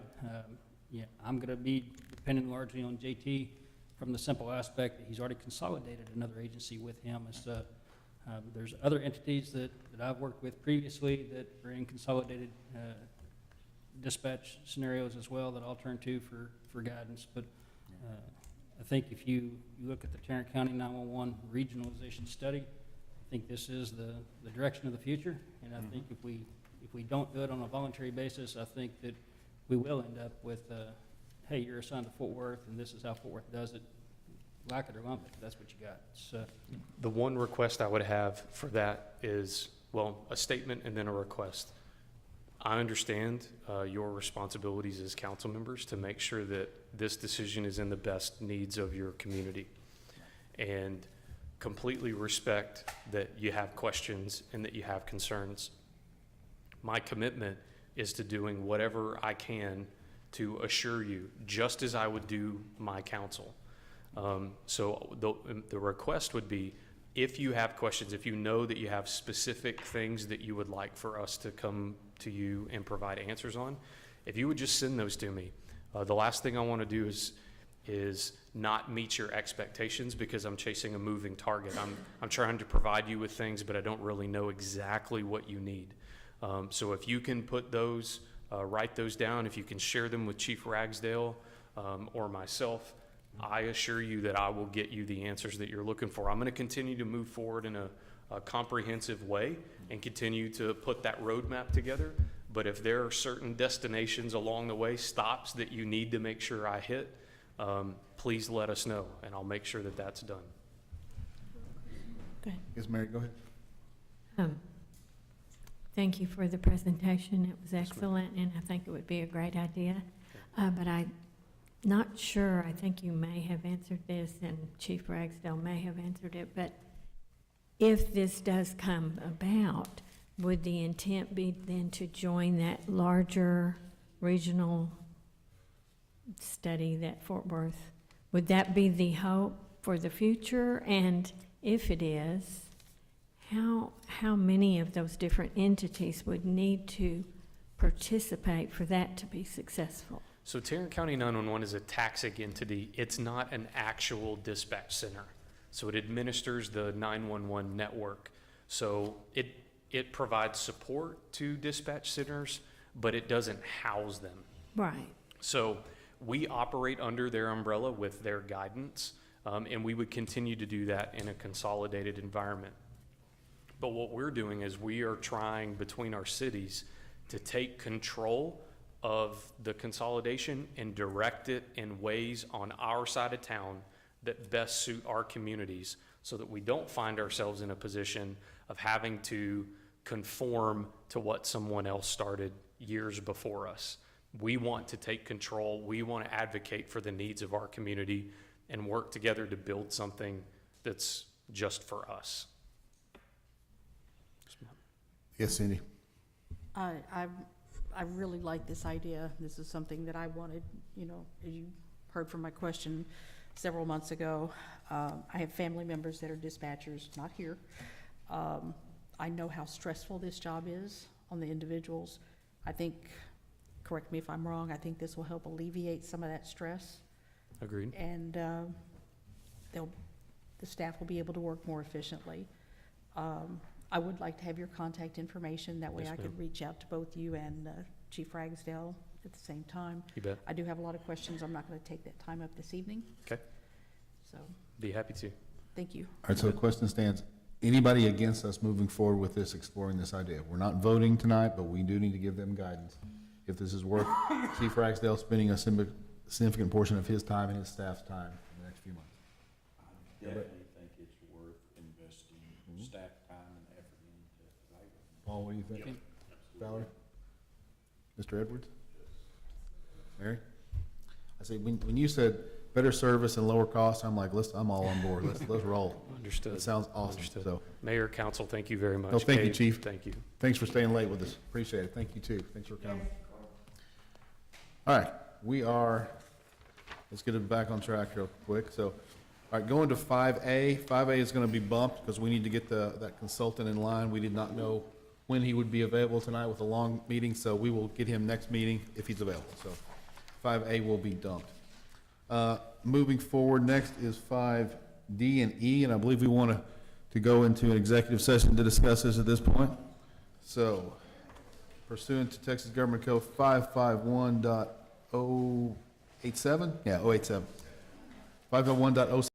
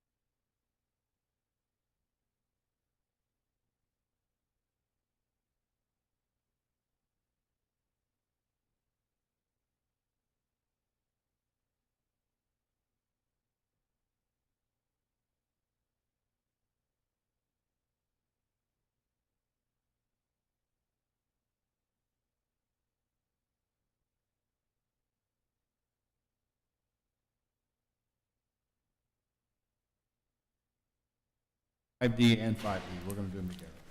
Mayor, I make a motion that we table item 5D And 5E? and 5E Okay, until, just opening. until we, Yeah. Do I have a second? I'll- Nick, second?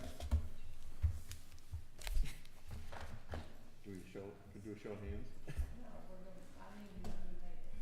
I made a motion. Cindy made the motion, Nick seconded.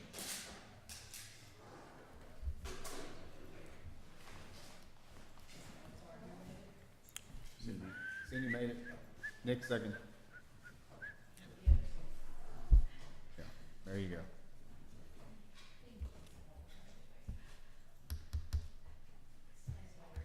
All right, cast your votes. To table both D and E, I beat her that time. okay? 6 votes is all we're gonna get. Mayor Pro Tem abstained on this item, both these items.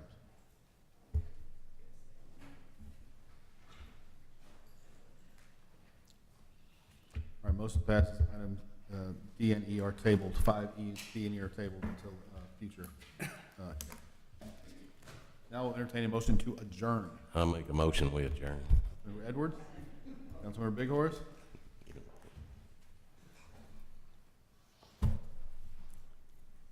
We doing this one, or do I raise the hands? Okay.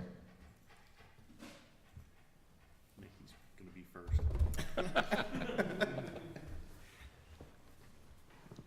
Cindy still beat us.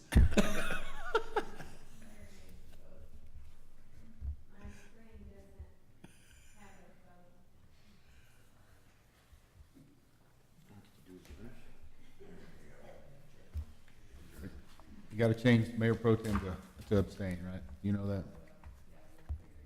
Okay. Are we done?